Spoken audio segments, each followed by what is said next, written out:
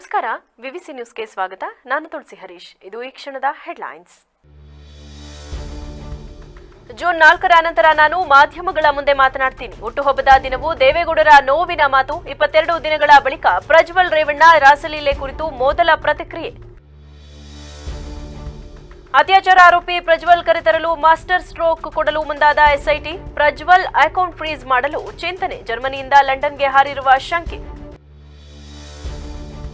DCM ವಿರುದ್ಧ 100 ಕೋಟಿ offer ಆರೋಪ. ದೇವರಾಜೇಗೌಡ ಆರೋಪ ಆಧಾರ ರಹಿತ. ಆತನಿಗೆ ತಲೆ ಕೆಟ್ಟಿದೆ. ಆತನ ಆರೋಪಕ್ಕೆ ನಾನು ಯಾವುದೇ ಪ್ರತಿಕ್ರಿಯೆ ನೀಡುವುದಿಲ್ಲ ಎಂದ ಡಿಸಿಎಂ ಡಿಕೆ ಶಿವಕುಮಾರ್.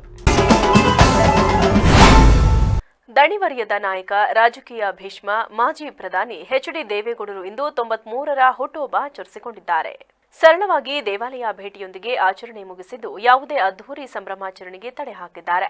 ಮೊಮ್ಮಗ ನೀಡಿದ ಏಟಿನಿಂದ ಇನ್ನೂ ಪೂರ್ಣವಾಗಿ ಚೇತರಿಸಿಕೊಳ್ಳದ ದೇವೇಗೌಡರು ದೇವರ ಮುಂದೆ ಈ ಅವಮಾನದಿಂದ ಪಾರು ಮಾಡೆಂದು ಮೌನವಾಗಿ ಪ್ರಾರ್ಥಿಸಿದರು. ಮೊಮ್ಮಗ ಪ್ರಜ್ವಲ್ ಪ್ರಕರಣ ತಂದಿಟ್ಟ ಸಂಕಷ್ಟದಿಂದ ನೊಂದಿರುವ ಗೌಡರು 92 ವರ್ಷದಲ್ಲಿ ಮೊದಲ ಬಾರಿಗೆ ಗಡ್ಡಧಾರಿಯಾಗಿದ್ದರು. ಇಂದು ಮನೆಯಿಂದ ಹೊರಗೆ ಬಂದು ದೇವಾಲಯಕ್ಕೆ ಹೊರಟ ಸಂದರ್ಭದಲ್ಲಿ ಮತ್ತೆ ನೀಟ್ ಶೇವ್ ಮಾಡಿಕೊಂಡಿದ್ದಾರೆ. ಇಂದು ಮುಂಜಾನೆ ಅವರು ಬೆಂಗಳೂರಿನ ಜೆಪಿ ನಗರ ಲಕ್ಷ್ಮೀ ವೆಂಕಟೇಶ್ವರ ದೇವಸ್ಥಾನಕ್ಕೆ ತೆರಳಿ ವಿಶೇಷ ಪೂಜೆ ಸಲ್ಲಿಸಿದರು. ಪೂಜೆಯ ಬಳಿಕ ಮಾಧ್ಯಮದವರೊಂದಿಗೆ ಮಾತನಾಡಿದ ಅವರು, ಪ್ರಜ್ವಲ್ ರೇವಣ್ಣ ಬಗ್ಗೆ ರೇವಣ್ಣ ಪ್ರಕರಣ ಕೋರ್ಟ್ನಲ್ಲಿ ವಿಚಾರಣೆ ನಡೆಯುತ್ತಿದೆ. ಪ್ರಜ್ವಲ್ ರೇವಣ್ಣ ಹೊರಗಡೆ ಹೋಗಿದ್ದಾರೆ. ರೇವಣ್ಣ ಪ್ರಕರಣದ ಜಾಮೀನು ಅರ್ಜಿ ಸೋಮವಾರ ವಿಚಾರಣೆ ಇದೆ. ಅದರ ಬಗ್ಗೆ ಹೆಚ್ಚು ಮಾತನಾಡುವುದಿಲ್ಲ. ಕಾನೂನಿನ ಪ್ರಕಾರ ಏನೇನು ಕ್ರಮ ಕೈಗೊಳ್ಳಬೇಕೋ ಅದನ್ನು ತೆಗೆದುಕೊಳ್ಳುವಂತೆ ಕುಮಾರಸ್ವಾಮಿ ಅವರು ಹೇಳಿದ್ದಾರೆ. ಈ ಪ್ರಕರಣದಲ್ಲಿ ಬಹಳ ಜನ ಇದ್ದಾರೆ. ಇದರಲ್ಲಿ ಯಾರೇ ಇದ್ದರೂ ಕಾನೂನಿನ ಪ್ರಕಾರ ಕ್ರಮ ಕೈಗೊಳ್ಳಲಿ ಎಂದಿದ್ದಾರೆ. ಆ ಘಟನೆ ಬಗ್ಗೆ ಕುಮಾರಸ್ವಾಮಿ ಅವರು ಇಡೀ ನಮ್ಮ ಕುಟುಂಬದ ಪರವಾಗಿ ಮಾತನಾಡುತ್ತಾರೆ. ಕಾನೂನು ಏನಿದೆಯೋ ಆ ಕಾನೂನು ವ್ಯಾಪ್ತಿಯಲ್ಲಿ ಏನೇನು ಕ್ರಮ ಕೈಗೊಳ್ಳಬೇಕೋ ಆ ಕ್ರಮ ಕೈಗೊಳ್ಳೋದು ಸರ್ಕಾರದ ಜವಾಬ್ದಾರಿ ಅಂತ ಹೇಳಿದ್ದಾರೆ. ನಾನು ಅದನ್ನ ಪುನರುಚ್ಚರಿಸುತ್ತೇನೆ. ಡಿಕೆ ಶಿವಕುಮಾರ್ ವಿರುದ್ಧ ದೇವರಾಜೇಗೌಡ 100 ಕೋಟಿ ರು ಆಫರ್ ಆರೋಪದ ವಿಚಾರದಲ್ಲಿ ಕೇಳಿದ ಪ್ರಶ್ನೆಗೆ ಅವರು, ಇದೆಲ್ಲದಕ್ಕೂ ಕುಮಾರಸ್ವಾಮಿ ಅವರು ಉತ್ತರ ಕೊಟ್ಟಿದ್ದಾರೆ. ನಾನು ಅದರ ಬಗ್ಗೆ ಮಾತನಾಡಲ್ಲ. ಕುಮಾರಸ್ವಾಮಿ ಅವರು ಎಲ್ಲಾ ವಿಚಾರದ ಬಗ್ಗೆ ಪ್ರತಿಕ್ರಿಯೆ ನೀಡುತ್ತಿದ್ದಾರೆ. ಕುಮಾರಸ್ವಾಮಿ ಅವರಿಗೆ ಹೋರಾಟದ ಛಲ ಇದೆ. ಹೀಗಾಗಿ ಅವರು ಎಲ್ಲಾ ವಿಚಾರವನ್ನ ಹೇಳ್ತಾರೆ. ಜೂನ್ 4ರ ನಂತರ ನಾನು ಮಾಧ್ಯಮಗಳ ಮುಂದೆ ಮಾತನಾಡ್ತೀನಿ. ಅಲ್ಲಿಯವರೆಗೂ ನಾನು ಯಾರ ಜೊತೆಯೂ ಮಾತನಾಡಲ್ಲ ಎಂದಿದ್ದಾರೆ. ಪ್ರಜ್ವಲ್ ರೇವಣ್ಣರು ಹೊರಗಡೆ ಹೋಗಿದ್ದಾರೆ. ಆ ಘಟನೆ ಬಗ್ಗೆ ಕುಮಾರಸ್ವಾಮಿ ಅವರು ಇಡೀ ನಮ್ಮ ಕುಟುಂಬದ ಪರವಾಗಿ ಕಾನೂನು ಏನಿದೆಯೋ, ಈ ದೇಶದ ನೆರೆದ ಕಾನೂನು ಏನಿದೆಯೋ ಆ ಕಾನೂನನ್ನು ಒಂದು ವ್ಯಾಪ್ತಿನಲ್ಲಿ ಏನೇನು ಕ್ರಮ ತಗೋಬೇಕು ತೆಗೆದುಕೊಳ್ಳೋದು ಸರ್ಕಾರ ಜವಾಬ್ದಾರಿ ಹೇಳಿದ್ದಾರೆ. ಈ ಮಧ್ಯೆ ಇದಕ್ಕೆ ಒಳಗೊಂಡಿರ್ತಕ್ಕಂಥ ಅನೇಕ ಜನ ಇದ್ದಾರೆ. ಇದರಲ್ಲಿ ನಾನು ಅವರ ಯಾರ ಹೆಸರನ್ನು ಹೇಳಲಿಕ್ಕೆ ಹೋಗಲ್ಲ. ಇದರಲ್ಲಿ ಯಾರ್ಯಾರು ಈ ಒಂದು ವಿಷಯದಲ್ಲಿ ಇನ್ವಾಲ್ವ್ ಆಗಿದ್ದಾರೆ ಅವರೆಲ್ಲರ ಮೇಲೆ ಕ್ರಮ ತಗೋಬೇಕು. ನ್ಯಾಯ ಜನತೆಗೆ ಸಿಗಬೇಕು. ಯಾವ ಹೆಣ್ಮಕ್ಳು ಇದರಿಂದ ಅಪಾಯಕ್ಕೆ ಸಿಕ್ಕಿದ್ದಾರೆ ಅವರಿಗೆಲ್ಲ ಪರಿಹಾರ ಕೊಡಬೇಕು.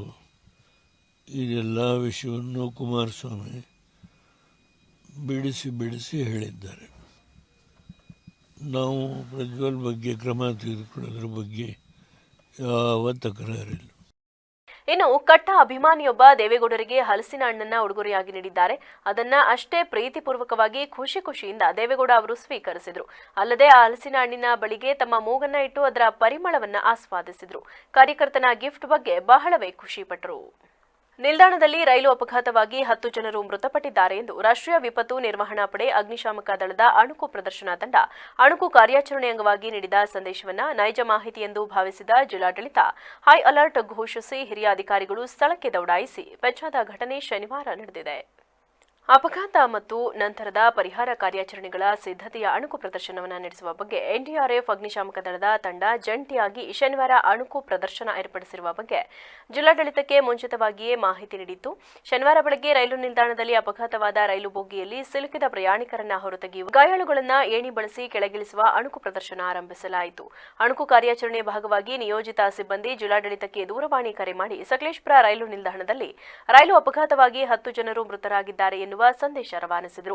ಆದರೆ ಅಣುಕು ಸಂದೇಶವನ್ನ ನೈಜವೆಂದು ಭಾವಿಸಿದ ಜಿಲ್ಲಾಧಿಕಾರಿ ಸಿ ಸತ್ಯಭಾಮ ತಕ್ಷಣವೇ ಸ್ಥಳಕ್ಕೆ ತೆರಳುವಂತೆ ಸಕಲೇಶಪುರ ತಹಶೀಲ್ದಾರ್ ಮೇಘನಾ ಹಾಗೂ ಉಪವಿಭಾಗಾಧಿಕಾರಿ ಶ್ರುತಿಯವರಿಗೆ ಸೂಚಿಸಿದರು. ವೈದ್ಯಕೀಯ ಪರಿಹಾರ ಸಾಮಗ್ರಿ ಹಾಗೂ ವೈದ್ಯಕೀಯ ಸಿಬ್ಬಂದಿಯನ್ನ ಕಳಿಸುವಂತೆ ಡಿಎಚ್ಒಗೆ ಸೂಚಿಸಿದರು. ಇದರಿಂದ ಸುತ್ತಮುತ್ತಲಿನಲ್ಲಿದ್ದ 108 ಆಂಬ್ಯುಲೆನ್ಸ್ಗಳು ರೈಲ್ವೆ ನಿಲ್ದಾಣದ ಕಡೆಗೆ ವೇಗವಾಗಿ ಧಾವಿಸಿದ್ವು. ಅಧಿಕಾರಿಗಳು ಸ್ಥಳ ತಲುಪಿದಾಗ ಅಲ್ಲಿ ನೈಜ ಅಪಘಾತ ಆಗಿಲ್ಲ, ಅದೊಂದು ಅಣುಕು ಪ್ರದರ್ಶನ ಎನ್ನುವುದು ಗೊತ್ತಾಯಿತು. ಅಷ್ಟರಲ್ಲಿ ಜಿಲ್ಲಾಧಿಕಾರಿ ಸಿ ಸತ್ಯಭಾಮ ಅವರು ನಿಲ್ದಾಣ ತಲುಪಿದರು. ಆರಂಭದಲ್ಲಿ ಭಾರೀ ಅಪಘಾತ ಸಂಭವಿಸಿದ ಅಪಘಾತದಲ್ಲಿದ್ದ ಅಧಿಕಾರಿಗಳು ಅಲ್ಲಿ ನಡೆದಿದ್ದು ಅಣುಕು ಪ್ರದರ್ಶನ ಎಂದು ತಿಳಿದ ನಂತರ ನಿಟ್ಟುಸಿರು ಬಿಟ್ಟರು. ಸಂವಹನ ಕೊರತೆಯಿಂದಾಗಿ ಅಣುಕು ಪ್ರದರ್ಶನದಲ್ಲಿ ಜಿಲ್ಲಾಡಳಿತದ ತುರ್ತು ಸಂದರ್ಭದ ಸಿದ್ಧತೆಯ ವೇಗವು ಪರೀಕ್ಷೆಗೊಳಪಟ್ಟಿತು. ನಮ್ಮ ಸಕಲೇಶಪುರ ರೈಲ್ವೆ ಸ್ಟೇಷನ್ ಅಲ್ಲಿ ಸೌತ್ ವೆಸ್ಟರ್ನ್ ರೈಲ್ವೇಸ್ ಮೈಸೂರು ಅವರು ಎನ್ಡಿಆರ್ಎಫ್ ಟೀಮ್ ಜೊತೆಗೆ ಒಂದು ಟ್ರೈನ್ ಆಕ್ಸಿಡೆಂಟ್ ಆದಾಗ ಯಾವ ರೀತಿ ಅವ್ರನ್ನ ವೇಕೇಟ್ ಮಾಡಬೇಕು, ಟ್ರೈನ್ ಆಕ್ಸಿಡೆಂಟ್ ಆದಾಗ ಹೆಂಗೆ ಅವ್ರನ್ನ ಅಲ್ಲಿಂದ ರಕ್ಷಿಸಬೇಕು ಅನ್ನೋದನ್ನ ಒಂದು ಮಾಕ್ ಡ್ರಿಲ್ ಎಕ್ಸರ್ಸೈಸ್ ಮಾಡಿದ್ದಾರೆ. ಸೊ ಇದನ್ನ ಇಲ್ಲಿ ನಡೀತಾ ಇದೆ. ಎಕ್ಸರ್ಸೈಸ್ ಟೈಮಲ್ಲಿ ಒಂದು ಫೋನ್ ಬಂತು. ಸೊ ಮೇಡಮ್ ಸಹ ಕನ್ಫರ್ಮೇಷನ್ಗೆ ಪ್ಲಸ್ ಮಾಕ್ ಡ್ರಿಲ್ ನೋಡೋದಕ್ಕೆ ಅಂತ ಬಂತು. ಈ ಸಂದರ್ಭದಲ್ಲಿ ಎನ್ಡಿಆರ್ಎಫ್ನ ಸೆಂತಿಲಾಲ್, ನೈಋತ್ಯ ರೈಲ್ವೆ ಎಡಿಆರ್ಎಂ ಕವಿತಾ ಸೇರಿದಂತೆ ಇತರರಿದ್ದರು. ಅಶ್ಲೀಲ ವಿಡಿಯೋ ಪ್ರಕರಣದಲ್ಲಿ ತನಿಖೆಯಿಂದ ತಪ್ಪಿಸಿಕೊಳ್ಳಲು ವಿದೇಶಕ್ಕೆ ಹಾರಿ ತಲೆಮರೆಸಿಕೊಂಡಿರುವ ಹಾಸನ ಸಂಸದ ಪ್ರಜ್ವಲ್ ರೇವಣ್ಣ ಅವರನ್ನ ಕರೆತರಲು ವಿಶೇಷ ತನಿಖಾ ಸಂಸ್ಥೆ ಮಾಸ್ಟರ್ ಸ್ಟ್ರೋಕ್ ಕೊಡಲು ಮುಂದಾಗಿದೆ. ಪ್ರಜ್ವಲ್ ಅನ್ನು ನ್ಯಾಯಾಲಯದ ಮುಂದೆ ನಿಲ್ಲಿಸಿ ದೋಷಾರೋಪ ಪಟ್ಟಿ ಸಲ್ಲಿಕೆ ಮಾಡದೆ ಈ ಪ್ರಕರಣದಲ್ಲಿ ಮುಂದೆ ಯಾವ ವಿಚಾರಣೆಯನ್ನು ಮಾಡಲು ಅವಕಾಶವಿಲ್ಲ. ಹೀಗಾಗಿ ಜರ್ಮನಿಯಲ್ಲಿ ಸದ್ಯ ಇದ್ದಾರೆಂದು ಹೇಳಲಾಗಿರುವ ಪ್ರಜ್ವಲ್ ಅನ್ನ ದೇಶಕ್ಕೆ ಕರೆತರುವುದಕ್ಕೆ ಎಸ್ಐಟಿ ಮತ್ತೊಂದು ಹೊಸ ಪ್ಲಾನ್ ಮಾಡುತ್ತಿದೆ. ಅದರಂತೆ ಪ್ರಜ್ವಲ್ ಬ್ಯಾಂಕ್ ಅಕೌಂಟ್ಗಳನ್ನು ಸೀಸ್ ಮಾಡಲು ಮುಂದಾಗಿದೆ. ಈಗಾಗಲೇ ಪ್ರಜ್ವಲ್ ಅಕೌಂಟ್ಗೆ ಲಕ್ಷಾಂತರ ರೂಪಾಯಿ ಹಣ ಬೆಂಗಳೂರಿನಿಂದ ಸಂದಾಯ ಆಗಿದೆ. ಅದರ ಮಾಹಿತಿಯನ್ನ ಎಸ್ಐಟಿ ಅಧಿಕಾರಿಗಳು ಕಲೆ ಹಾಕಿದ್ದಾರೆ.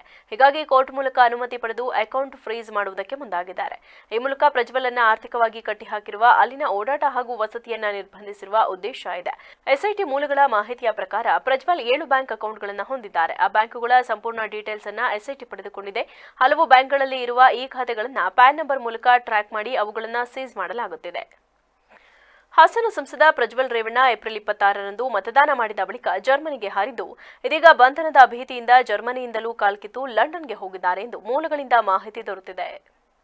ಇಂಗ್ಲೆಂಡ್ನಲ್ಲಿನ ಭಾರತದ ಉದ್ಯಮಿಯೊಬ್ಬರ ಸಹಾಯದಿಂದ ಸಂಸದ ಪ್ರಜ್ವಲ್ ರೇವಣ್ಣ ಮತ್ತು ಅವರ 2 ಗೆಳೆಯರು ರೈಲು ಮೂಲಕ ಜರ್ಮನಿಯ ಮ್ಯೂನಿಚ್ ಲಂಡನ್ಗೆ ಹೋಗಿರುವ ಬಗ್ಗೆ ಮೂಲಗಳಿಂದ ಮಾಹಿತಿ ಸಿಗಿದೆ. ದುಬೈ ಮೂಲದ ಓರ್ವ ಮತ್ತು ಬೆಂಗಳೂರು ಮೂಲದ ಓರ್ವ ಸ್ನೇಹಿತ ಪ್ರಜ್ವಲ್ ರೇವಣ್ಣ ಅವರ ಜೊತೆ ಇದ್ದಾರೆ. 3 ಮಂದಿ ಒಟ್ಟಿಗೆ ಲಂಡನ್ಗೆ ಹೋಗಿರುವ ಸಾಧ್ಯತೆ ಇದೆ. ಇನ್ನು ಪ್ರಜ್ವಲ್ ರೇವಣ್ಣ ಕಳೆದ 20 ದಿನಗಳಿಂದ ಕುಟುಂಬದ ಸಂಪರ್ಕದಲ್ಲಿಲ್ಲ ಎಂದು ತಿಳಿದು ಬಂದಿದೆ. ಲೋಕಸಭೆ ಚುನಾವಣೆ ಫಲಿತಾಂಶ ಪ್ರಕಟವಾದ ನಂತರ ಅಂದರೆ ಜೂನ್ 4ರ ನಂತರ ಪ್ರಜ್ವಲ್ ಭಾರತಕ್ಕೆ ಬರಬಹುದು ಎಂದು ವರದಿಯಾಗಿತ್ತು.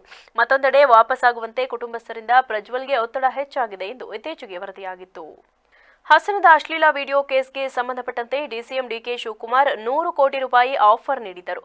ಈ ಬಗ್ಗೆ ಬೋರಿಂಗ್ ಕ್ಲಬ್ನಲ್ಲಿ ಮಾತುಕತೆ ಆಗಿತ್ತು ಎಂದು ವಕೀಲ ದೇವರಾಜಗೌಡ ಗಂಭೀರವಾದ ಆರೋಪ ಮಾಡಿದ್ದಾರೆ. ಹಾಸನದಲ್ಲಿ ಶುಕ್ರವಾರ ಮಾತನಾಡಿದ ಅವರು, ಕೋರ್ಟ್ ಎಸ್ಐಟಿ ಕಸ್ಟಡಿಗೆ ತನ್ನನ್ನು ಕೊಡುತ್ತಲೇ ಡಿಕೆ ಶಿವಕುಮಾರ್ ಹಾಗೂ ಸರ್ಕಾರದ ವಿರುದ್ಧ ಕೆಂಡಾಮಂಡಲರಾಗಿದ್ದಾರೆ. ಲೈಂಗಿಕ ಕಿರುಕುಳ ಕೇಸ್ ಹಾಕಿಸಿದ್ರು, ಆದರೆ ಅದರಲ್ಲಿ ಸಾಕ್ಷಿಗಳು ಸಿಗಲಿಲ್ಲ. ಅದಾದ ಮೇಲೆ ರೇಪ್ ಕೇಸ್ ಹಾಕಿಸಿದ್ರು, ಆದರೂ ಅದರಲ್ಲೂ ಸಾಕ್ಷಿಗಳು ಸಿಗಲಿಲ್ಲ. ಏನಾದರೂ ಮಾಡಿ ನನ್ನ ಮಟ್ಟ ಹಾಕಬೇಕೆಂದು ಈಗ ಪೆನ್ ಡ್ರೈವ್ ಕೇಸ್ನಲ್ಲಿ ಲಾಕ್ ಮಾಡಿಸಿದ್ದಾರೆ. ಇದೆಲ್ಲ ಮಾಡಿಸಿದ್ದು ಡಿಸಿಎಂ ಡಿಕೆ ಶಿವಕುಮಾರ್ ಅವರ ಕೈವಾಡದಲ್ಲೇ ಇದೆಲ್ಲ ಆಗಿದೆ. ಮುಂದೆ ಕಾನೂನು ಹೋರಾಟ ಮಾಡಿ ಡಿಕೆ ಶಿವಕುಮಾರ್ ನನ್ನ ಜೈಲಿಗೆ ಕಳುಹಿಸುತ್ತೇನೆ. ಪ್ರಕರಣದಲ್ಲಿ ಮಧ್ಯಸ್ಥಿಕೆ ಮಾಡಿಸಿದ್ದು ಶಿವರಾಮೇಗೌಡ, ಆದರೆ ನನ್ನ ಬಂಧನಕ್ಕೆ ಡಿಕೆ ಶಿವಕುಮಾರ್ ನೇರ ಹೊಣೆಯಾಗಿದ್ದಾರೆ. ಅವರಿಗೆ ನನ್ನ ಹತ್ತಿರ ಸಿಕ್ಕಿರೋ ಪೆನ್ ಡ್ರೈವ್ ನಲ್ಲಿ ಕಾರ್ತಿಕ್ ಪತ್ನಿ ಕಿಡ್ನಾಪ್ ಪ್ರಕರಣದ ವಿಡಿಯೋ ಇದೆ. ಡಿಕೆ ಶಿವಕುಮಾರ್ ನನ್ನೊಂದಿಗೆ ಮಾತನಾಡಿರೋ ಆಡಿಯೋ ಇದೆ. ಅದು ಸದ್ಯದಲ್ಲೇ ಬಿಡುಗಡೆಯಾಗಲಿದೆ. ನಾನು ಹೊರಗಡೆ ಬಂದ ದಿನ ಸರ್ಕಾರದ ಪತನವಾಗಲಿದೆ. ನನ್ನ ಮನೆಯಲ್ಲಿ ಎಸ್ಐಟಿಗೆ ಏನೂ ಸಿಗಲ್ಲ. ನನ್ನ ಬಳಿ ಇರೋ ಸಾಕ್ಷಿ ಎಲ್ಲೋ ಇದೆ. ಸಾಕ್ಷಿಯನ್ನ ಸೇಫ್ ಆಗಿ ಇಟ್ಟಿದ್ದೇನೆ. ಬೋರಿಂಗ್ ಕ್ಲಬ್ ರೂಮ್ ನಂಬರ್ 110ಕ್ಕೆ ಚನ್ನರಾಯಪಟ್ಟಣದ ಗೋಪಾಲಸ್ವಾಮಿಗೆ 5 ಕೋಟಿ ಕೊಟ್ಟು ಸಂಧಾನಕ್ಕಾಗಿ ಕಳುಹಿಸಿದ್ದರು ಎಂದು ಆರೋಪಿಸಿದರು. ಇದಕ್ಕೆ 4 ಜನ ಮಂತ್ರಿಗಳ ಕಮಿಟಿ ಅಂತ ಹೇಳಿದ್ನಲ್ಲ, ಆ 4 ಜನ ಮಂತ್ರಿಗಳು ಯಾರು ಅಂತಂದ್ರೆ ಚಲರಾಯಸ್ವಾಮಿ, ಕೃಷ್ಣ ಬೈರೇಗೌಡ, ಪ್ರಿಯಾಂಕಾ ಖರ್ಗೆ ಮತ್ತು ಇನ್ನೊಬ್ಬರು ಸಚಿವರು, ಒಟ್ಟು 4 ಜನ ಮಂತ್ರಿಗಳನ್ನ ಒಂದು ತಂಡ ರಚನೆ ಮಾಡಿ ಹ್ಯಾಂಡಲ್ ಮಾಡಕ್ ಬಿಟ್ಟಿದ್ದಾರೆ. ಅಲ್ಲಿ ನೋಡ್ರಿ, ಡಿಕೆ ಶಿವಕುಮಾರ್ ಅವರು ನನ್ನನ್ನು ಕರೆಸಿ ಮಾತನಾಡಿದ್ರಲ್ಲಿ, ನೀನು HD ಕುಮಾರಸ್ವಾಮಿ ಮೇಲೆ ಹೇಳು, ಪೆನ್ ಡ್ರೈವ್ ನ ಕುಮಾರಸ್ವಾಮಿ ಎಂಚೂರಿ ಅಂತ ಹೇಳಿದ್ರೆ ನೀವು ಏನ್ ಸಮಸ್ಯೆ ಆಗಲ್ಲ, ನಾನು ಸೆಕ್ಯೂರ್ ಮಾಡ್ತೀನಿ ಅಂತ ಹೇಳಿದ್ರು. ದೊಡ್ಡ ಮಟ್ಟದ ಹಣದ ಆಫರ್ ಕೊಟ್ಟರು. ಅಲ್ಲಿ ನಾನು ಯಾವಾಗ ಒಪ್ಪಲಿರೋ, ನನಗೆ ಒಪ್ಪದೇ ಇದ್ದಾಗ ಏನ್ ಮಾಡಿದ್ರು, ನನಗೆ ಸುಮಾರು 100 ಕೋಟಿ ರೂಪಾಯಿ ಆಫರ್ ಕೊಟ್ಟರು. 5 ಕೋಟಿ ರೂಪಾಯಿ ಅಡ್ವಾನ್ಸ್ ಅನ್ನ ದುಡ್ಡನ್ನ ಬೋರಿಂಗ್ ಕ್ಲಬ್ಗೆ ರೂಮ್ ನಂಬರ್ 100 ಕಳಿಸಿದ್ರು. ಆ ಮೀಟಿಂಗ್ಗೆ ನನಗೆ ಚನ್ನಪ್ಪಣ್ಣ ಗೋಪಾಲ ಸ್ವಾಮಿ ಸಂಧಾನ ಕಳಿಸಿದ್ರು. ಅಲ್ಲಿ 5 ಕೋಟಿ ರೂಪಾಯಿ ಕ್ಯಾಶ್ ಕೊಟ್ಟು ಕಳಿಸಿದ್ರು. ಅಲ್ಲಿ ಯಾರು ಸರ್ ಆಫರ್ ಮಾಡಿ ದೇವರಾಜೇಗೌಡ ಆರೋಪ ಆಧಾರರಹಿತ, ಆತನಿಗೆ ತಲೆ ಕೆಟ್ಟಿದೆ. ಆತನ ಆರೋಪಕ್ಕೆ ನಾನು ಯಾವುದೇ ಪ್ರತಿಕ್ರಿಯೆ ನೀಡುವುದಿಲ್ಲ ಎಂದು ಡಿಸಿಎಂ ಡಿಕೆ ಶಿವಕುಮಾರ್ ಹೇಳಿದ್ದಾರೆ. ಪೆನ್ಡ್ರೈವ್ ಪ್ರಕರಣಕ್ಕೆ ಸಂಬಂಧಿಸಿದಂತೆ ಡಿಕೆಶಿ 100 ಕೋಟಿ ಆಫರ್ ಮಾಡಿದ್ದರು ಎಂದು ದೇವರಾಜೇಗೌಡ ಅವರ ಆರೋಪಕ್ಕೆ ಪ್ರತಿಕ್ರಿಯಿಸಿದ ಅವರು, ನಾನು 100 ಕೋಟಿ ರು ಆಫರ್ ಮಾಡಿದ ವಿಚಾರಕ್ಕೆ ಸಂಬಂಧಿಸಿದಂತೆ ಲೋಕಾಯುಕ್ತಕ್ಕೆ ದೂರು ಕೊಡಲಿ. ರಾಷ್ಟ್ರೀಯ ರಾಜ್ಯ ಮಾಧ್ಯಮಗಳು ಆರೋಪಿಯ ಹೇಳಿಕೆಯನ್ನ ಗಂಭೀರವಾಗಿ ಪರಿಗಣಿಸಬಾರದು.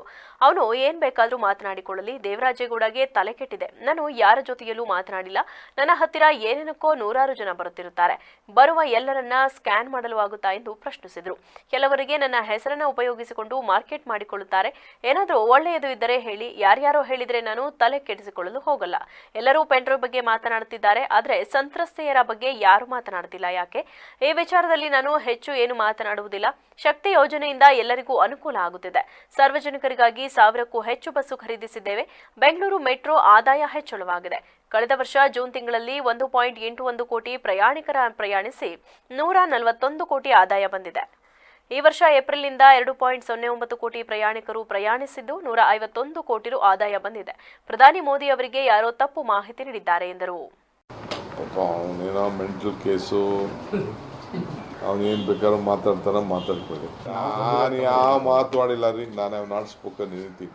ನಾನೊಬ್ಬ ಡೆಪ್ಟಿ CM. ನನ್ನ ಹತ್ರ 100 ಜನ ಒಳ್ಳೆಯವರು ಬರ್ತಾರೆ, ಕೆಟ್ಟವರು ಬರ್ತಾರೆ, ಇನ್ನೊಬ್ಬರು ಇರ್ತಾರೆ, ಪಬ್ಲಿಕ್ ಫಿಗರ್ ನನ್ನ ಹತ್ರ ಬರ್ತಾರೆ. ನಾನು ಬರ್ತೀನಿ, ನನ್ನ ಹತ್ರ ಮಾತಾಡ್ತೀನಿ ಅನ್ನೋರನ್ನ ನಾನು ಯಾರು ಇಲ್ಲ ಅಂತ ಹೇಳೋಕ್ಕಾಗಲ್ಲ.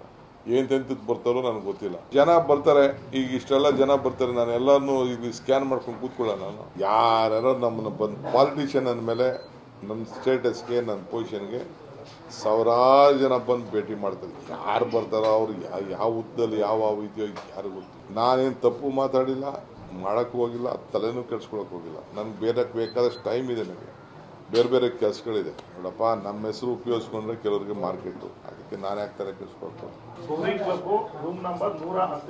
ಏನೋ ಒಳ್ಳೆ ವಿಚಾರ ಇದ್ರೆ ಬೇರೆ ಮಾತಾಡಿ. ರಾಜ್ಯದ ವಿಚಾರ, ಬರಗಾಲ, ಮಳೆ ಬರ್ತಾ ಇಲ್ಲ.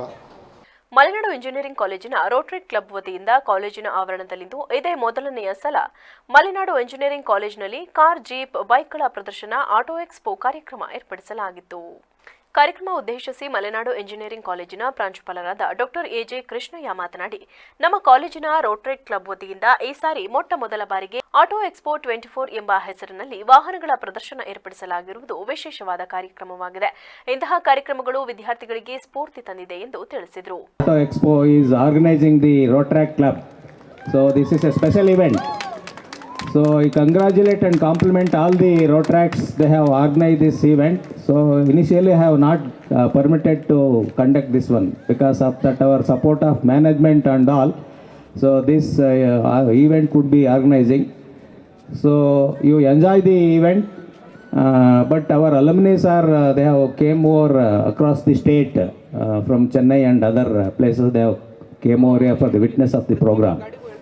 So anyway, this program would be a success. I wish you this. Hassan Malenadu ತಾಂತ್ರಿಕ ಶಿಕ್ಷಣ ಸಂಸ್ಥೆಯ ನಿರ್ದೇಶಕರಾದ ಚೌಡವಳ್ಳಿ ಜಗದೀಶ್ ಮಾತನಾಡಿ, ಕಾಲೇಜಿನ ವಿದ್ಯಾರ್ಥಿಗಳು ಕ್ಲಬ್ಗಳನ್ನು ರಚಿಸಿಕೊಂಡು ಹಲವು ಕಾರ್ಯಕ್ರಮಗಳನ್ನು ಮಾಡುವ ಮೂಲಕ ನಮ್ಮ ಕಾಲೇಜಿನ ಯಶಸ್ಸಿಗೆ ಕಾರಣರಾಗಿದ್ದಾರೆ ಎಂದು ತಿಳಿಸಿದರು.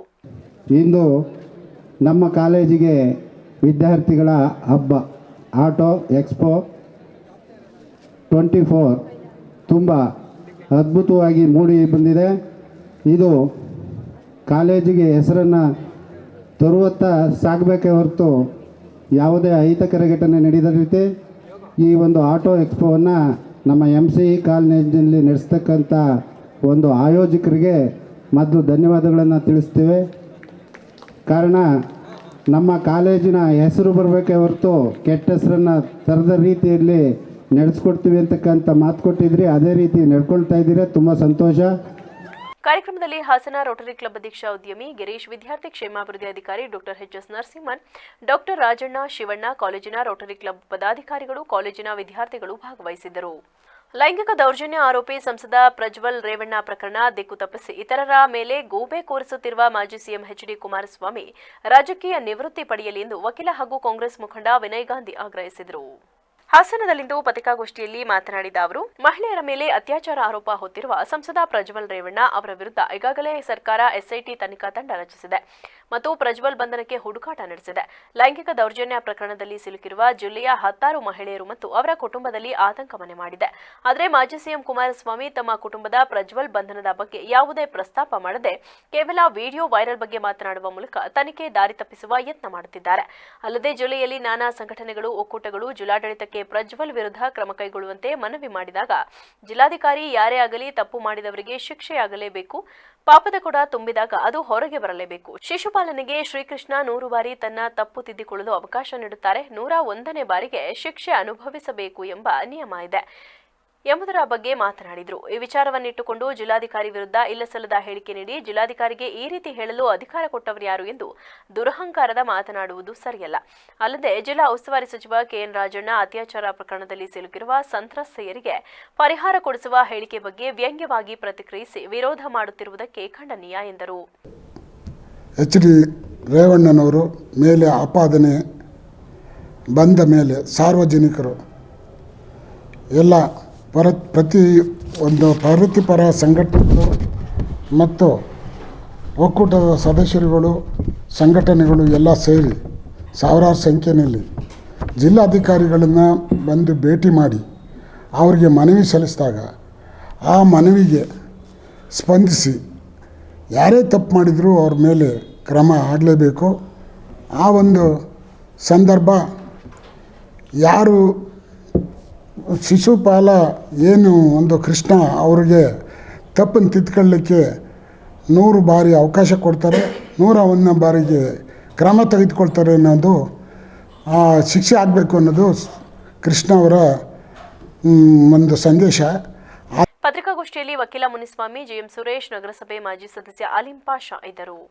ನಗರದ ಶಂಕರಮಠದಲ್ಲಿ ಮೇ 21ರಂದು ಉಚಿತ ನೇತ್ರ ತಪಾಸಣೆ ನಡೆಯಲಿದ್ದು, ಶಸ್ತ್ರಚಿಕಿತ್ಸೆಯ ಅವಶ್ಯಕತೆ ಇದ್ದವರಿಗೆ ಬೆಂಗಳೂರಿನ ಶ್ರೀ ಶಾರದಾ ಮತ್ತು ದಂತ ಚಿಕಿತ್ಸಾಲಯದಲ್ಲಿ ಶಸ್ತ್ರಚಿಕಿತ್ಸೆ ಅವಕಾಶವಿದೆ ಎಂದು ಶಂಕರಮಠದ ಧರ್ಮಾಧಿಕಾರಿ ಎಂಎಸ್ ಶ್ರೀಕಂಠಯ್ಯನವರು ತಿಳಿಸಿದರು.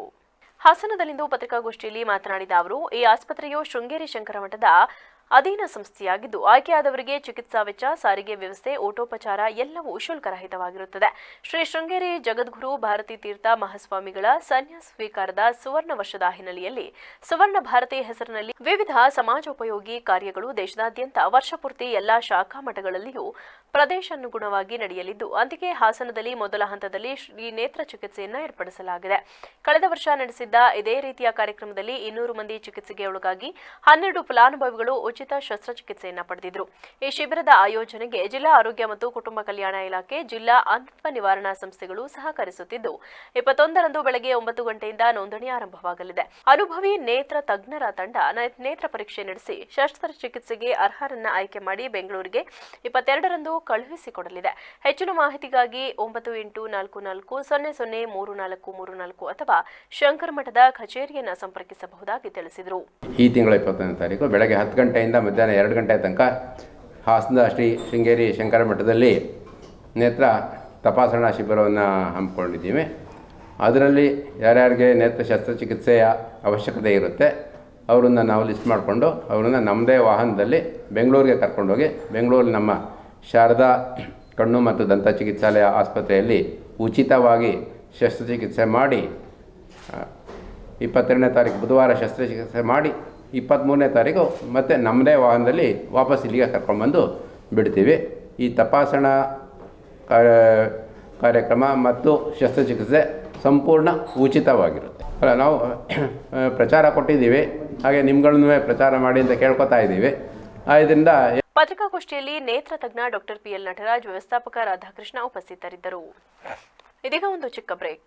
ಮಂಗಳ ಅಚೀವರ್ಸ್ ಪದವಿ ಪೂರ್ವ ಕಾಲೇಜು ಹಾಸನದ ಪ್ರತಿಷ್ಠಿತ ಶಿಕ್ಷಣ ಸಂಸ್ಥೆಯಾದ ಅಚೀವರ್ಸ್ ಪದವಿ ಪೂರ್ವ ಕಾಲೇಜು ಹಾಗೂ ಮತ್ತೊಂದು ಪ್ರತಿಷ್ಠಿತ ಶಿಕ್ಷಣ ಸಂಸ್ಥೆಯಾದ ಮಂಗಳ ಪದವಿ ಪೂರ್ವ ಕಾಲೇಜಿನೊಂದಿಗೆ ಶೈಕ್ಷಣಿಕ ಸಹಭಾಗಿತ್ವ ಪಡೆದಿರುವುದು ಹಾಸನದ ಶೈಕ್ಷಣಿಕ ಕ್ಷೇತ್ರದಲ್ಲಿ ಹೊಸದೊಂದು ಅಧ್ಯಾಯವನ್ನು ಪ್ರಾರಂಭಿಸಿದೆ. ಕಾಲೇಜಿನಲ್ಲಿ ಗಂಡು ಮಕ್ಕಳಿಗೆ ಹಾಗೂ ಹೆಣ್ಣು ಮಕ್ಕಳಿಗೆ ಪ್ರತ್ಯೇಕ ಹಾಸ್ಟೆಲ್ ವ್ಯವಸ್ಥೆ ಇದ್ದು ಶುಚಿಯಾದ ಊಟದ ವ್ಯವಸ್ಥೆ ಇರುತ್ತದೆ. ಇದರೊಂದಿಗೆ ವಿದ್ಯಾರ್ಥಿಗಳ ರಕ್ಷಣೆಯ ದೃಷ್ಟಿಯಿಂದ ಸಿಸಿ ಕ್ಯಾಮೆರಾ ಒಳಗೊಂಡಂತೆ ಎಲ್ಲ ಮುನ್ನೆಚ್ಚರಿಕಾ ಕ್ರಮಗಳನ್ನು ಕೈಗೊಳ್ಳಲಾಗುವುದು. ವಿದ್ಯಾರ್ಥಿಗಳಿಗೆ ವೈದ್ಯಕೀಯ ಸೌಲಭ್ಯ ಸಹ ಕಾಲೇಜಿನಲ್ಲೇ ನೀಡಲಾಗುತ್ತದೆ. ದಿನದ 24 ಗಂಟೆಯೂ ವೈಫೈ ಸೌಲಭ್ಯ ಹಾಗೂ ನಿರಂತರ ವಿದ್ಯುತ್ ವ್ಯವಸ್ಥೆ ಸೌಲಭ್ಯ ಸೇರಿದಂತೆ ವಿಶಾಲವಾದ ಫಿಸಿಕ್ಸ್, ಕೆಮಿಸ್ಟ್ರಿ, ಬಯಾಲಜಿ ಹಾಗೂ ಕಂಪ್ಯೂಟರ್ ಸೈನ್ಸ್ ಲ್ಯಾಬ್ಗಳು ಮತ್ತು ವಿಶಾಲವಾದ ತರಗತಿಗಳ ವ್ಯವಸ್ಥೆಯೂ ಇರುತ್ತದೆ. ಹಾಗೆಯೇ ವಿದ್ಯಾರ್ಥಿಗಳ ದೈಹಿಕ ಆರೋಗ್ಯದ ಹಿತದೃಷ್ಟಿಯಿಂದ ಕ್ರೀಡಾ ಚಟುವಟಿಕೆಗಳು ಕೂಡ ಅತಿ ಹೆಚ್ಚು ಒತ್ತು ನೀಡಲಾಗುವುದು. ವಿದ್ಯಾರ್ಥಿಗಳ ಸರ್ವತೋಮುಖ ಬೆಳವಣಿಗೆಗೆ ಸಹಕಾರಿಯಾಗುವ ನಿಟ್ಟಿನಲ್ಲಿ ಹೆಜ್ಜೆ ಇಡುತ್ತಿರುವ ಮಂಗಳ ಅಚೀವರ್ಸ್ ಪದವಿ ಪೂರ್ವ ಕಾಲೇಜಿನಲ್ಲಿ 2024-25ನೇ ಸಾಲಿಗೆ ದಾಖಲಾತಿ ಪ್ರಾರಂಭವಾಗಿರುತ್ತದೆ. ಈ ಕೂಡಲೇ ದಾಖಲಾತಿಗಾಗಿ ಸಂಪರ್ಕಿಸಿ ಮಂಗಳ ಅಚೀವರ್ಸ್ ಪದವಿ ಪೂರ್ವ ಕಾಲೇಜು 9611157808 8105914003. ಮಂಗಳ ಅಚೀವರ್ಸ್ ಪದವಿ ಪೂರ್ವ college, B Katihalli dairy circle ಹತ್ತಿರ, ಟೊಯೋಟಾ ಶೋರೂಮ್ ಎದುರು, ಹಾಸನ. ಬ್ರೇಕ್ನ ನಂತರ ವಿವಿಸಿ ನ್ಯೂಸ್ಗೆ ಸ್ವಾಗತ. ಮಾಜಿ ಪ್ರಧಾನಿ ಎಚ್ ಡಿ ದೇವೇಗೌಡರ 92ನೇ ವರ್ಷದ ಹುಟ್ಟುಹಬ್ಬದ ಅಂಗವಾಗಿ ನಗರದ ಶ್ರೀ ಆದಿಚುಂಚನಗಿರಿ ಮಠದ ಆವರಣದಲ್ಲಿರುವ ಶ್ರೀ ಗಣಪತಿ ದೇವಾಲಯದಲ್ಲಿ ಜೆಡಿಎಸ್ ಮುಖಂಡರು, ಕಾರ್ಯಕರ್ತರು ವಿಶೇಷ ಪೂಜೆ ಸಲ್ಲಿಸಿ ಇನ್ನೂ ಹೆಚ್ಚಿನ ಆರೋಗ್ಯಕ್ಕಾಗಿ ಪ್ರಾರ್ಥಿಸಿದರು. ಈ ವೇಳೆ ಮಾತನಾಡಿದ ಶಾಸಕ ಎಚ್ ಪಿ ಸ್ವರೂಪ್ ಪ್ರಕಾಶ್, ನಮ್ಮ ಪಕ್ಷದ ಎಲ್ಲರೂ ಸೇರಿ ಮಾಜಿ ಪ್ರಧಾನಿಗಳ 92ನೇ ವರ್ಷದ ಜನ್ಮದಿನವನ್ನು ಸರಳವಾಗಿ ಆಚರಣೆ ಮಾಡುತ್ತಿದ್ದೇವೆ. ನಾಡಿನ ಪರವಾಗಿ ಹಲವು ಹೋರಾಟ ಮಾಡಿರುವ ವಿಶ್ವ ಭೂಪಟದಲ್ಲಿ ಹಾಸನ ಜಿಲ್ಲೆ ಗುರುತಿಸುವಂತೆ ಮಾಡಿದ, ರಾಜಕೀಯವಾಗಿಯೂ ದೊಡ್ಡ ಕೊಡುಗೆ ನೀಡಿರುವ ಹಿರಿಯರಾದ ದೇವೇಗೌಡರಿಗೆ ದೇವರು ಆಯಸ್ಸು, ಆರೋಗ್ಯ ಕರುಣಿಸಲಿ ಎಂದು ಪ್ರಾರ್ಥಿಸಿದ್ದೇವೆ. ಇನ್ನು ಹಲವು ವರ್ಷ ನಮ್ಮ ನಡುವೆ ಇದ್ದು ನಮ್ಮೆಲ್ಲರಿಗೂ ಸಲಹೆ, ಮಾರ್ಗದರ್ಶನ ನೀಡಬೇಕು. ಜೆಡಿಎಸ್ ಪಕ್ಷ ಈ ಹಂತಕ್ಕೆ ಬೆಳೆಯಲು ದೇವೇಗೌಡರೇ ಕಾರಣ. ಅವರಿಗೆ ಮತ್ತೊಮ್ಮೆ ಹುಟ್ಟುಹಬ್ಬದ ಶುಭಾಶಯ ಕೋರುವೆ ಎಂದರು. ಅಪ್ಪಾಜಿಯವರ ಒಂದು ಹುಟ್ಟುಹಬ್ಬವನ್ನು ಕೂಡ 92ನೇ ವರ್ಷದ ಹುಟ್ಟುಹಬ್ಬವನ್ನು ಕೂಡ ಆಚರಣೆ ಮಾಡಲಿಕ್ಕೆ ಪ್ರತಿ ವರ್ಷದಂತೆ ಸರಳವಾಗಿ ನಾವು ಆಚರಣೆಯನ್ನು ಮಾಡ್ತಾಯಿದ್ದೀವಿ. ಈ ಸಂದರ್ಭದಲ್ಲಿ ನಮ್ಮ ಹಿರಿಯರು ಮತ್ತು ಮಾಜಿ ಶಾಸಕರು ಲಿಂಗೇಶಣ್ಣವರು ನಮ್ಮ ಪೂಜ್ಯರಂಥ ದೇವೇಗೌಡರ ಅಪ್ಪಾಜಿಯವ್ರ ಬಗ್ಗೆ ಹಲವಾರು ವಿಚಾರಗಳನ್ನು ಕೂಡ ಹೇಳಿದರು. ಅವರ ಏನು ಒಂದು ಸರ್ವ ಪಕ್ಷದವರು ಕೂಡ ಅವ್ರಿಗೇನು ಅವರ ಒಂದು ಸಲಹೆ ಸೂಚನೆಗಳನ್ನ, ಇನ್ನು ಕಾವೇರಿ ವಿಚಾರ ಇರ್ಬೋದು, ಗಡಿ ವಿಚಾರ ಇರ್ಬೋದು, ಕನ್ನಡ ಪರ ವಿಚಾರಗಳಿರ್ಬೋದು, ಹಲವಾರು ವಿಚಾರಗಳನ್ನು ಕೂಡ ನಮ್ಮ ರಾಷ್ಟ್ರಕ್ಕೆ ಮತ್ತು ನಮ್ಮ ರಾಜ್ಯಕ್ಕೆ ಪೂಜ್ಯ ಅಪ್ಪಾಜಿಯವರ ಕೊಡುಗೆ ಎಷ್ಟಿದೆ, ಅವರ ಒಂದು ಸಲಹೆ ಸೂಚನೆ ಕೂಡ ಎಷ್ಟಿದೆ ಅಂತ ಅಪಾರವಾದ ಹಲವಾರು ವಿಚಾರ ಕೂಡ ಹೇಳಿದರು. ಈ ನಿಟ್ಟಿನಲ್ಲಿ ಹಾಸನ ಜಿಲ್ಲೆಯೂ ಕೂಡ ಎಲ್ಲ ಒಂದು ಕಡೆ ನಮ್ಮ ಭೂಪಟದಲ್ಲೇ ಏನು ಹಾಸನ ಜಿಲ್ಲೆ ಅಂತ ಗುರುತಿಸಲಿಕ್ಕೆ ಕೂಡ ಸನ್ಮಾನ್ಯ ದೇವೇಗೌಡರ ಕಾರಣ. ಆ ನಿಟ್ಟಿನಲ್ಲಿ ಸನ್ಮಾನ್ಯ ದೇವೇಗೌಡರ ಅಪ್ಪಾಜಿಯವರಿಗೆ ಭಗವಂತ ಆರೋಗ್ಯ ಆಯಸ್ಸು ಕರುಣಿಸಲಿ. ನಮ್ಮ ಇನ್ನೂ ಹಲವಾರು ವರ್ಷಗಳವರು, ನೂರಾರು ವರ್ಷ ನಮ್ಮಗಳ ಜೊತೆ ಇದ್ದು ನಮಗೆ ಸಲಹೆ ಸೂಚನೆಗಳು ಕೊಡಬೇಕು. ನಮ್ಮ ಪಕ್ಷಕ್ಕೂ ಕೂಡ ಕೊಡುಗೆನೂ ಇದೆ. ನಮ್ಮ ಪಕ್ಷ ಇವತ್ತು JDS ಪಕ್ಷ ಇವತ್ತಿದೆ ಅಂದರೆ. ಮಾಜಿ ಶಾಸಕ ಹಾಗೂ ಜೆಡಿಎಸ್ ಜಿಲ್ಲಾಧ್ಯಕ್ಷ ಕೆಎಸ್ ಲಿಂಗೇಶ್ ಮಾತನಾಡಿ, ದೇವೇಗೌಡರು ಇಳಿ ವಯಸ್ಸಿನಲ್ಲೂ ಇನ್ನೂ ಹೋರಾಡುವ ಶಕ್ತಿ ಉಳಿಸಿಕೊಂಡಿದ್ದಾರೆ. ರೈತರ ಕುಟುಂಬದಲ್ಲಿ ಹುಟ್ಟಿ ದೇಶದ ಕೆಂಪುಕೋಟೆಯಲ್ಲಿ ರಾಷ್ಟ್ರಧ್ವಜ ಹಾರಿಸಿದ ಸಾಧನೆ ಕಡಿಮೆ ಏನಲ್ಲ. ಸಚಿವ, ಸಿಎಂ, ಪ್ರಧಾನಿಯಾಗಿ ಹಲವು ಜನಪರ ಯೋಜನೆ ಜಾರಿ ಮಾಡಿದ್ದಾರೆ. ಯಾವುದೇ ಕಪ್ಪು ಚುಕ್ಕಿ ಇಲ್ಲದೆ ಆಡಳಿತ ನಡೆಸಿದ್ದಾರೆ. ನಮ್ಮೆಲ್ಲರಿಗೂ ದೇವೇಗೌಡರು ಮಾರ್ಗದರ್ಶನ ಅತ್ಯವಶ್ಯಕವಾಗಿದ್ದು ಅವರಿಗೆ ಭಗವಂತ ಇನ್ನೂ ಹೆಚ್ಚಿನ ಶಕ್ತಿ ಕೊಡಲಿ ಎಂದರು. ಜಗದ್ಗುರು ನಿರ್ಮಲಾನಂದ ಸ್ವಾಮೀಜಿಯವರ ಮತ್ತು ಹಾಸನದ ಶಂಭುನಾಥ ಸ್ವಾಮೀಜಿಯವರ ಒಂದು ಆಶೀರ್ವಾದದೊಂದಿಗೆ ಜಿಲ್ಲಾ ಜನತೆಯ ಪರವಾಗಿ ವಿಘ್ನೇಶ್ವರನಿಗೆ ಪೂಜೆಯನ್ನು ಸಲ್ಲಿಸಿ ಮಾಜಿ ಪ್ರಧಾನಿಗಳು, ಜಾತ್ಯತೀತ ಜನತಾದಳದ ರಾಷ್ಟ್ರೀಯ ಅಧ್ಯಕ್ಷರು, ರೈತ ನಾಯಕರು ಆದಂಥ ಸನ್ಮಾನ್ಯ ದೇವೇಗೌಡರ 93ನೇ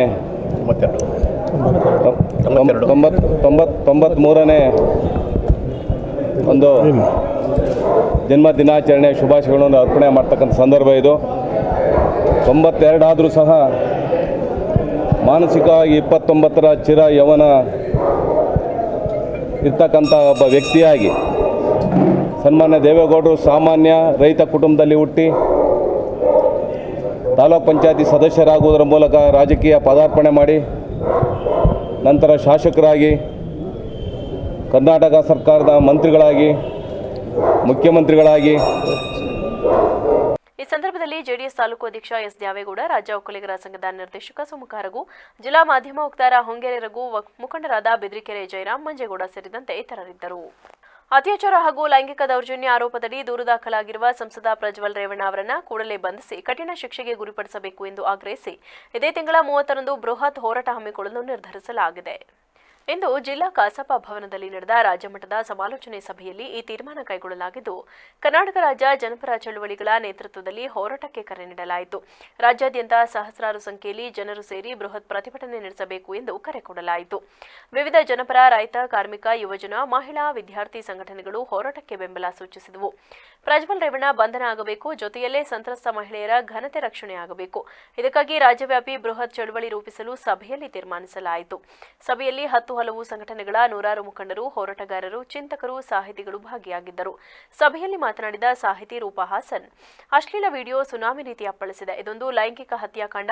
ಇದರ ಪರಿಣಾಮ ಊಹಿಸಲು ಸಾಧ್ಯ. ನೊಂದ ಹೆಣ್ಣು ಮಕ್ಕಳ ಕುಟುಂಬದಲ್ಲಿ ಅಲ್ಲೋಲ ಕಲ್ಲೋಲ ಸೃಷ್ಟಿಸಿದೆ. ಇದರ ಹಿಂದೆ ಪುರುಷ ರಾಜಕಾರಣ ಅಧೋಗತಿಗೆ ಇಳಿದ ರೀತಿ ತೋರಿಸಿದೆ ಎಂದು ವಿಷಾದಿಸಿದರು. ಇದೊಂದು ಪುರುಷ ವಿಕೃತಿಯ ಕೃತ್ಯವಾಗಿದೆ ಎಂದು ಘಟನೆ ಬಗ್ಗೆ ತೀವ್ರ ಕಳವಳ ವ್ಯಕ್ತಪಡಿಸಿದರು. ಕೂಡಲೇ ಸಂಸದ ಪ್ರಜ್ವಲ್ ಬಂಧನ ಆಗಬೇಕಿದೆ. ಅವರ ರಾಜತಾಂತ್ರಿಕ ಪಾಸ್ಪೋರ್ಟ್ ರದ್ದು ಮಾಡಲು ಕ್ರಮ ಕೈಗೊಳ್ಳಬೇಕಿದೆ. ಕೇಂದ್ರ ಸರ್ಕಾರ ಮನಸ್ಸು ಮಾಡಿದರೆ ಪ್ರಜ್ವಲ್ ರೇವಣ್ಣ ಅವರನ್ನ ಉಸಿರುಗಟ್ಟಿಸಲು ಸಾಧ್ಯ ಇದೆ. ರಾಜತಾಂತ್ರಿಕ ಪಾಸ್ಪೋರ್ಟ್ ರದ್ದು ಮಾಡಲು ಕೋರ್ಟ್ ಅನುಮತಿ ಬೇಕಾಗಿಲ್ಲ. ಬ್ರೌನ್ ಕಲರ್ನ ಪಾಸ್ಪೋರ್ಟ್ ರದ್ದು ಮಾಡೋದು ಅತ್ಯಂತ ಸುಲಭ. ಅದನ್ನು ಮಾಡಿದರೆ ಪ್ರಜ್ವಲ್ ಎಲ್ಲೂ ಓಡಾಡಲು ಆಗಲ್ಲ. ಪ್ರಜ್ವಲ್ ಎಲ್ಲಿದ್ದಾರೆ ಎಂದು ಕೇಂದ್ರ ಗೃಹ ಇಲಾಖೆಗೆ ಖಂಡಿತ ಗೊತ್ತಿದೆ ಎಂದು ಹೈಕೋರ್ಟ್ ವಕೀಲ ಬಿಟಿ ವೆಂಕಟೇಶ್ ಹೇಳಿದರು. ಅವರ ಪಾಸ್ಪೋರ್ಟ್ ರದ್ದಾದ ಕೂಡಲೇ ಅವರ ಬಂಧನ ಸಾಧ್ಯ ಎಂದರು. ದೌರ್ಜನ್ಯದ ಬಗ್ಗೆ ತುಂಬಾ ಸರ್ವೇ ಸಾಮಾನ್ಯವಾಗಿ ಮತ್ತು ಎರಡನೇದಾಗಿ ನಮ್ಮಲ್ಲಿ ಕಂಡು ಬರುವಂತದ್ದು ಇನ್ನೊಂದು, ಆ ಒಂದು ಅಪರಾಧ ಆಗಲಿಕ್ಕೆ ಅದರಲ್ಲಿ ಅವಳು ಕೂಡ ಜವಾಬ್ದಾರಿ ಇದೆ, ಅವಳು ಭಾಗಿ ಅನ್ನುವಂಥ ಒಂದು ಯೋಚನೆ. ಈ ಪ್ರಕರಣಕ್ಕೆ ಸಂಬಂಧಪಟ್ಟಂತೆ ಅದು ದಿನ ಮುಂಜಾನೆ, ಮಧ್ಯಾಹ್ನ, ರಾತ್ರಿ ಎಲ್ಲ ವಾಟ್ಸಪ್ಗಳಲ್ಲಿ, ಎಲ್ಲ ಕಡೆ ಮಾತುಗಳಲ್ಲಿ, ಚರ್ಚೆಗಳಲ್ಲಿ, ರಾಜಕೀಯ ಚರ್ಚೆಗಳಲ್ಲಿ ಮಾತಾಡಲಾಗ್ತಾ ಇದೆ. ಇವತ್ತು ಮಹಿಳೆಯರು ಬರ್ತಾ ಇಲ್ಲ ಅಂದರೆ ಆ ಕಾರಣಕ್ಕಾಗಿ ನಮ್ಮಲ್ಲಿ ಏನಾಗ್ತದೆ, ಮಹಿಳೆ ದೌರ್ಜನ್ಯ ಮೇಲೆ ದೌರ್ಜನ್ಯ ಅಂತಂದ್ರೆ ಮೊದಲನೇ ಅಪರಾಧ ಅವ್ರ ಮಹಿಳೆನೇ. ಯಾರು ನಾವು ಇವತ್ತು ಅಪರಾಧಿನ ಇದರಲ್ಲಿ ಇವನೊಬ್ಬನಿಗಿಂತಲೂ ಅಲ್ಲಾಗಿರುವಂತಹ 100 ಜನ ಮಹಿಳೆಯರಿಗೆಲ್ಲ ಅವರೆಲ್ಲರನ್ನೂ ಕೂಡ ಸಮಾಜ ಅಪರಾಧಿನ ನೋಡ್ತಾರೆ. ಅಂತ ಒಂದು ನೀಚ ಸಮಾಜ ಅದರಲ್ಲೇನು ನಾವು ದೊಡ್ಡ ಸಮಾಜ ಅಂತ ಹೇಳ್ಬೇಕಾದ್ರೆ ಅವಶ್ಯಕತೆ ಇಲ್ಲ, ತುಂಬಾ ನೀಚ ಜನ ಇದೆ ನಾವು ಅದರಲ್ಲಿ. ಸೊ ನಮ್ಮಲ್ಲಿ ಪ್ರಕ್ರಿಯೆ ಹೇಗಿರಬೇಕು ಅನ್ನೋಂಥದ್ರಲ್ಲಿ ನಮ್ಮಲ್ಲಿ ಈ ಪ್ರಕ್ರಿಯೆ ಬಗ್ಗೆ ಒಂದು ಅರ್ಥ ಮಾಡ್ಕೊಳ್ಬೇಕಾದ ಅವಶ್ಯಕತೆ. ಪ್ರತಿಯೊಂದು ಪ್ರಕರಣದಲ್ಲೂ ಕೂಡ ಗೃಹ ಮಂತ್ರಾಲಯ, ಕೇಂದ್ರ ಗೃಹ ಮಂತ್ರಾಲಯಕ್ಕೆ ಯಾವಾಗ ಬೇಕಾದ್ರೂ ಅದನ್ನ ವಿಡ್ರಾ ಮಾಡ್ಕೊಳ್ಬಹುದು. ನಾನು ಮೊದಲೇ ಹೇಳ್ತಾ ಇರೋದು, ಮಿನಿಸ್ಟರ್ ಹೋಮ್ ಅಫೇರ್ಸ್ ಮೊದಲನ್ನು ವಿಡ್ರಾ ಮಾಡಲಿ. ಇವನ ಒಂದು ಪಾಸ್ಪೋರ್ಟ್ ಅನ್ನು ವಿಡ್ರಾ ಮಾಡ್ತಾ ಇದ್ದೀವಿ ಅಂತಂದ್ರೆ ಅವನಲ್ಲಿ ಊಟ ತಗೊಳ್ಬೇಕು ಅಂದ್ರೂ ಸಿಕ್ಕಲ್ಲ, ಅಲ್ಲಿ ಸಾಮಾನು ತಗೊಳ್ಬೇಕು ಅಂದ್ರೂ ಸಿಕ್ಕಲ್ಲ. ಹೋಟ್ಲಿಂದ ಆಚೆ ಹಾಕ್ತಾರೆ. ಯಾವ ಹೋಟ್ಲಿಂದ ಪಾಸ್ಪೋರ್ಟ್ ವಿಡ್ರಾ ಮಾಡ್ತೀವಿ ಅಂತಂದ್ರೆ ಹೋಟ್ಲಿಂದ ಅವ್ರು ಆಚೆ ಹಾಕ್ತಾರೆ. ಅವ್ನು 2 ದಿವಸ ಇದ್ದಪ್ಪ, ನಂತರ get out of the place. So ಇದು ಒಂದು ಅಷ್ಟು ಸುಲಭವಾದಂತಹ, ಕೇಂದ್ರ ಸರ್ಕಾರ ತುಂಬಾ ಸುಲಭವಾಗಿ ಅವನ್ನ ಉಸಿರುಗಟ್ಟಿಸ್ಲಿಕ್ಕೆ ಸಾಧ್ಯ ಇದೆ. ಉಸಿರುಗಟ್ಟಿಸಿ ಅವನು ವಾಪಸ್ ಬರಲಿಕ್ಕೆ ಸಾಧ್ಯತೆ ಇದೆ. ಇದು ನಮ್ಮಲ್ಲಿ ಮಾಡಲ್ಲ. ಯಾತಕ್ಕೆ ಮಾಡೋದಾ? ಈ ದೇಶದ ಸಾಕಷ್ಟು ಜನ ಪ್ರಭಾವ ವ್ಯಕ್ತಿಗಳ ಬಗ್ಗೆ ಇವತ್ತು ನಿಮಗೆ ನೀವು ಪ್ರಜ್ವಲ್ ರೇವಣ್ಣ ಬಗ್ಗೆ ಮಾತಾಡ್ತಿದ್ರಿ. ಅವನು ನೀರವ್ ಮೋದಿ ಇದ್ದಾನೆ, ಅಲ್ಲಿ ಅವನು ವಿಜಯ್ ಮಲ್ಯ ಇದ್ದಾನೆ, ಎಲ್ಲರೂ ಇದ್ದಾರೆ. ವಿಜಯ್ ಮಲ್ಯ ಹೊತ್ತು ಬ್ರಿಟನ್ ಕೋರ್ಟಲ್ಲಿ ಒಂದು ಅರ್ಜಿ ಕೊಡ್ತಾನೆ. ಏನಂತಂದ್ರೆ, ನಾನು ಯಾತಕ್ಕೆ ಇಂಡಿಯಾ ಕಳಿಸ್ಬಾರ್ದು ನಮ್ಮನ್ನ ಅಂತಂದ್ರೆ, ಇಂಡಿಯಾ ಜೈಲು ಕ್ಲೀನ್ ಆಗಿಲ್ಲ ಅಂತ ಹೇಳ್ತಾನೆ. ಜೈಲು ಕ್ಲೀನ್ ಆಗಿಲ್ಲ, ಜೈಲು ನಡೆದಿದೆ. ಇಂಥ ಪ್ರಕರಣಗಳು ತುಂಬಾ ವರ್ಷಗಳಿಂದ ನಡೀತಾ ಇದ್ರು ಕೂಡ ದೂರು ದಾಖಲು ಮಾಡಲಾಗದಂತ ಒಂದು ವ್ಯವಸ್ಥೆ ಅದರ ಸುತ್ತ ಸುತ್ತಕೊಂಡಿದೆ. ಇದು ಧ್ವಂಸ ಆಗಬೇಕು. ರೂಪಾ ಹಾಸನ್ ಅವರು ಮೌನವನ್ನ ಅವರು ಹೇಳಿದಂತ ಮೌನ ತಾಳಬೇಕಾದಂತ ಒಂದು ಪರಿಸ್ಥಿತಿ ಇರುತ್ತೆ. ಅದನ್ನು ಧ್ವಂಸ ಆಗಬೇಕು, ಅದು ಮುರಿಬೇಕು ಅಂತ. ಅದಕ್ಕೆ ವಿಶೇಷವಾದ ಲೈಂಗಿಕ ಕಿರುಕುಳ ಹಿಂಸೆಗಳಿಗೆ ಸಂಬಂಧಪಟ್ಟಂತೆ ಒಂದು ತನಿಖಾ ಸಂಸ್ಥೆಯನ್ನು ಸ್ಥಾಪನೆ ಮಾಡಬೇಕು. ಜಸ್ಟಿಸ್ ವರ್ಮಾ ಕಮಿಟಿ ಮತ್ತು ಉಗ್ರಪ್ಪ ಕಮಿಟಿಯ ಶಿಫಾರಸುಗಳನ್ನ ಕೂಡಲೇ ಜಾರಿಗೆ ತರಬೇಕು. ಪ್ರಜ್ವಲ್ ರೇವಣ್ಣನ ಈ ಲೈಂಗಿಕ ಹತ್ಯಾಕಾಂಡ ಅಥವಾ ಹಗರಣ ಇದು ಒಂದು ಪ್ರತ್ಯೇಕವಾದಂತ ಒಂದು ಹಗರಣ ಅಲ್ಲ, ಇದು ಟಿಪ್ ಆಫ್ ದಿ ಐಸ್ಬರ್ಗ್. ಇವತ್ತಿನ ಬಂಡವಾಳಶಾಹಿ ರಾಜಕಾರಣ ಇವತ್ತು ತಗೊಳ್ತಾ ಇರತಕ್ಕಂಥ ವಿಕೃತಿಯ ಒಂದು ಸಾಕ್ಷಿ ಇದು. ಹಾಗಾಗಿ ಈ ಬಂಡವಾಳಶಾಹಿ ರಾಜಕಾರಣದ ಒಂದು ವಿಕೃತಿ ಈ ಮೂಲಕ ಬಯಲಾಗಿದೆ. ಇದು ಬಹಳನೇ 30-31 ಅಂತ ಹೇಳಿ ಯಾರು ಡಿಸೈಡ್ ಮಾಡ್ಕೊಂಡಿಲ್ಲ. ಗುಲ್ಬರ್ಗ, ಬೀದರ್, ಬಳ್ಳಾರಿ, ರಾಯಚೂರು, ಕೊಪ್ಪಳ ಇವ್ರಲ್ಲಿಂದ ಬರ್ಬೇಕು. ಹಾಸನ 600 ಕಿಲೋಮೀಟರ್ ಇದೆ, ಅಲ್ಲಿಂದ ಮಹಿಳೆಯರಿಗೆ ತರಬೇಕು. ಅಖಿಲ ಭಾರತ ಜನವಾದಿ ಮಹಿಳಾ ಸಂಘಟನೆ ಎಲ್ಲ ರಾಜ್ಯಗಳಲ್ಲಿ ತನ್ನ ಘಟಕಗಳನ್ನು ಬಂದಿದೆ. ಸೊ ನಮ್ಮೂರಿಗೆ ಸ್ವಲ್ಪ ಮೊದಲೇ ಡೇಟ್ ಹೇಳಬೇಕಾಗ್ತದೆ ರೈಲ್ ಟಿಕೆಟ್. ಹೀಗಾಗಿ ನೀವು ಕೇಳಿ, ಅದನ್ನೇ ಹೇಳ್ತಾ ಇದ್ದೀನಿ, ನೀವು ಯಾವ ಡೇಟ್ ಅಂತ ಹೇಳ್ತೀರಿ ನಮ್ಗೆ ನಿಮಗೆ ಸ್ವಲ್ಪ ಮೊದಲೇ ಹೇಳಬೇಕಾಗ್ತದೆ. ಹೇಳಿ, ತೊಂದರೆ ಇಲ್ಲ, ಇವತ್ತು ಹೇಳಿ. ಪೊಲೀಸ್ ಪರ್ಮಿಷನ್ ಅಲ್ಲ ನಮಗೆ ಬೇಕಾಗಿದ್ದು, ದೂರದಿಂದ ಮಹಿಳೆಯರು ಬರ್ತಾರೆ. ಇಲ್ಲಿ ಯಾವುದೇ ಅಹಿತಕರ ಘಟನೆಗಳನ್ನು ಘಟಿಸುವುದಿಲ್ಲ ಅನ್ನೋಂಗಿಲ್ಲಲ್ಲ, ಬೇಳೆ ದೂರದಿಂದ ಬರ್ತದೆ. ನಾನು ನಿನ್ನೆಯಿಂದ ಎಲ್ಲ ಕಡೆ ತಿರುಗಾಡಿ ಸುಮ್ಮನೆ ನೋಡ್ತಾ ಇರೋದ್ರಿಂದ ಒಂದು ಈ ವಿಷಯದ ಕುರಿತು ಸ್ಥಳೀಯರು ಯಾರು ಮಾತಾಡಲಿಕ್ಕೆ ತಯಾರಿಲ್ಲ. ಒಂದು ರೀತಿ ಅಮನಸ್ಕರಾಗಿದ್ದಾರೆ ಅಥವಾ ಅದು ನಮ್ಗೆ ಸಂಬಂಧ ಇಲ್ಲ ಅನ್ನೋರಾಗಿದ್ದಾರೆ. ಅವ್ರ ಒಳಗಡೆ ಭಯ ಇದೆಯೋ ಅದಕ್ಕೆ ನೋಟಲ್ಲಿ 30-31 ಡೇಟ್ ಪ್ರಸ್ತಾಪ ಮಾಡಿದ್ವಿ. ಸಣ್ಣ ಸಮಸ್ಯೆ ಚರ್ಚೆಗಳಾಗಿರ್ತಾರೆ, ಸ್ಪಷ್ಟೀಕರಣ ಕೊಟ್ಟಿದ್ದಕ್ಕೆ ನಾವು ಇಲ್ಲಿ ಕೂತಿರ್ತಕ್ಕಂಥದ್ದು ಚರ್ಚೆ ಮಾಡಿ 4ಕ್ಕೆ ರಿಸಲ್ಟ್ ಫಲಿತಾಂಶ ಫಸ್ಟ್ ನಮಗೆ 2ನೇ ತಾರೀಕು ಅನ್ನೋದು ನಮ್ಗೆ ಬಂತು. 2ನೇ ತಾರೀಕು ಮಾಡಕ್ಕೆ ಹೋದರೆ ಏನಾಗುತ್ತೆ, ಹತ್ತತ್ರ ಬಂದ್ಬಿಡುತ್ತೆ ಪೊಲೀಸ್ ಪರ್ಮಿಷನ್. ಸೊ ಈ ತಿಂಗಳೊಳಗೆ ಮುಗಿಸ್ಬೇಕು ಅನ್ನೋ ಕಾರಣಕ್ಕೆ ನಾವಿಲ್ಲಿ ಕೂತ್ ಮಾತಾಡಿ ಒಂದು 31 ಮುಗಿಸ್ಬೇಕು. ಈಗಲೂ ಕೂಡ ನಾವು ಅಲ್ಲೇ ಸ್ಟ್ಯಾಂಡಿದ್ದೀವಿ. 30 ಅನ್ನೋದು ನಮಗೇನು ಪ್ರಪೋಸ್ ಡೇಟ್ ಅಲ್ಲ, ಅದು ಇದೆಲ್ಲ ಬೇರೆ ಚರ್ಚೆಗಳಾಗಿದೆ. ಅದಕ್ಕೆ ನಾವು ಯಾರು ಏನು ಅಂತ ಅನ್ಕೊಳ್ತೀವಿ. ಇಲ್ಲಿ ಏನು ನಾವು ಅಂತಿಮ ತಗೊಳ್ತೀವಿ ಅದನ್ನೇ ಫೈನಲ್ ಆಗುತ್ತೆ. ಈಗ ಮತ್ತೆ ನಿರ್ಧಾರ ಮಾಡಿ ಹೇಳುವಂಥ ಪ್ರಶ್ನೆ ಇಲ್ಲ. ಇಲ್ಲೇನು ಅಂತಿಮ ಆಗುತ್ತೆ ಅದನ್ನೇ ಡಿಮ್ಯಾಂಡು, ಅದನ್ನೇ ಮುಂದಕ್ಕೆ ಹೋಗೋಣ ಅಂತ ಎಲ್ಲರೂ ಇನ್ಕ್ಲೂಡ್ ಮಾಡ್ಕೋಬೇಕು ಅಂತ ಉದ್ದೇಶ. ಸೊ ಹಾಸನ ಟೀಮು ಆ ವಿಷಯದ ಭರವಸೆ.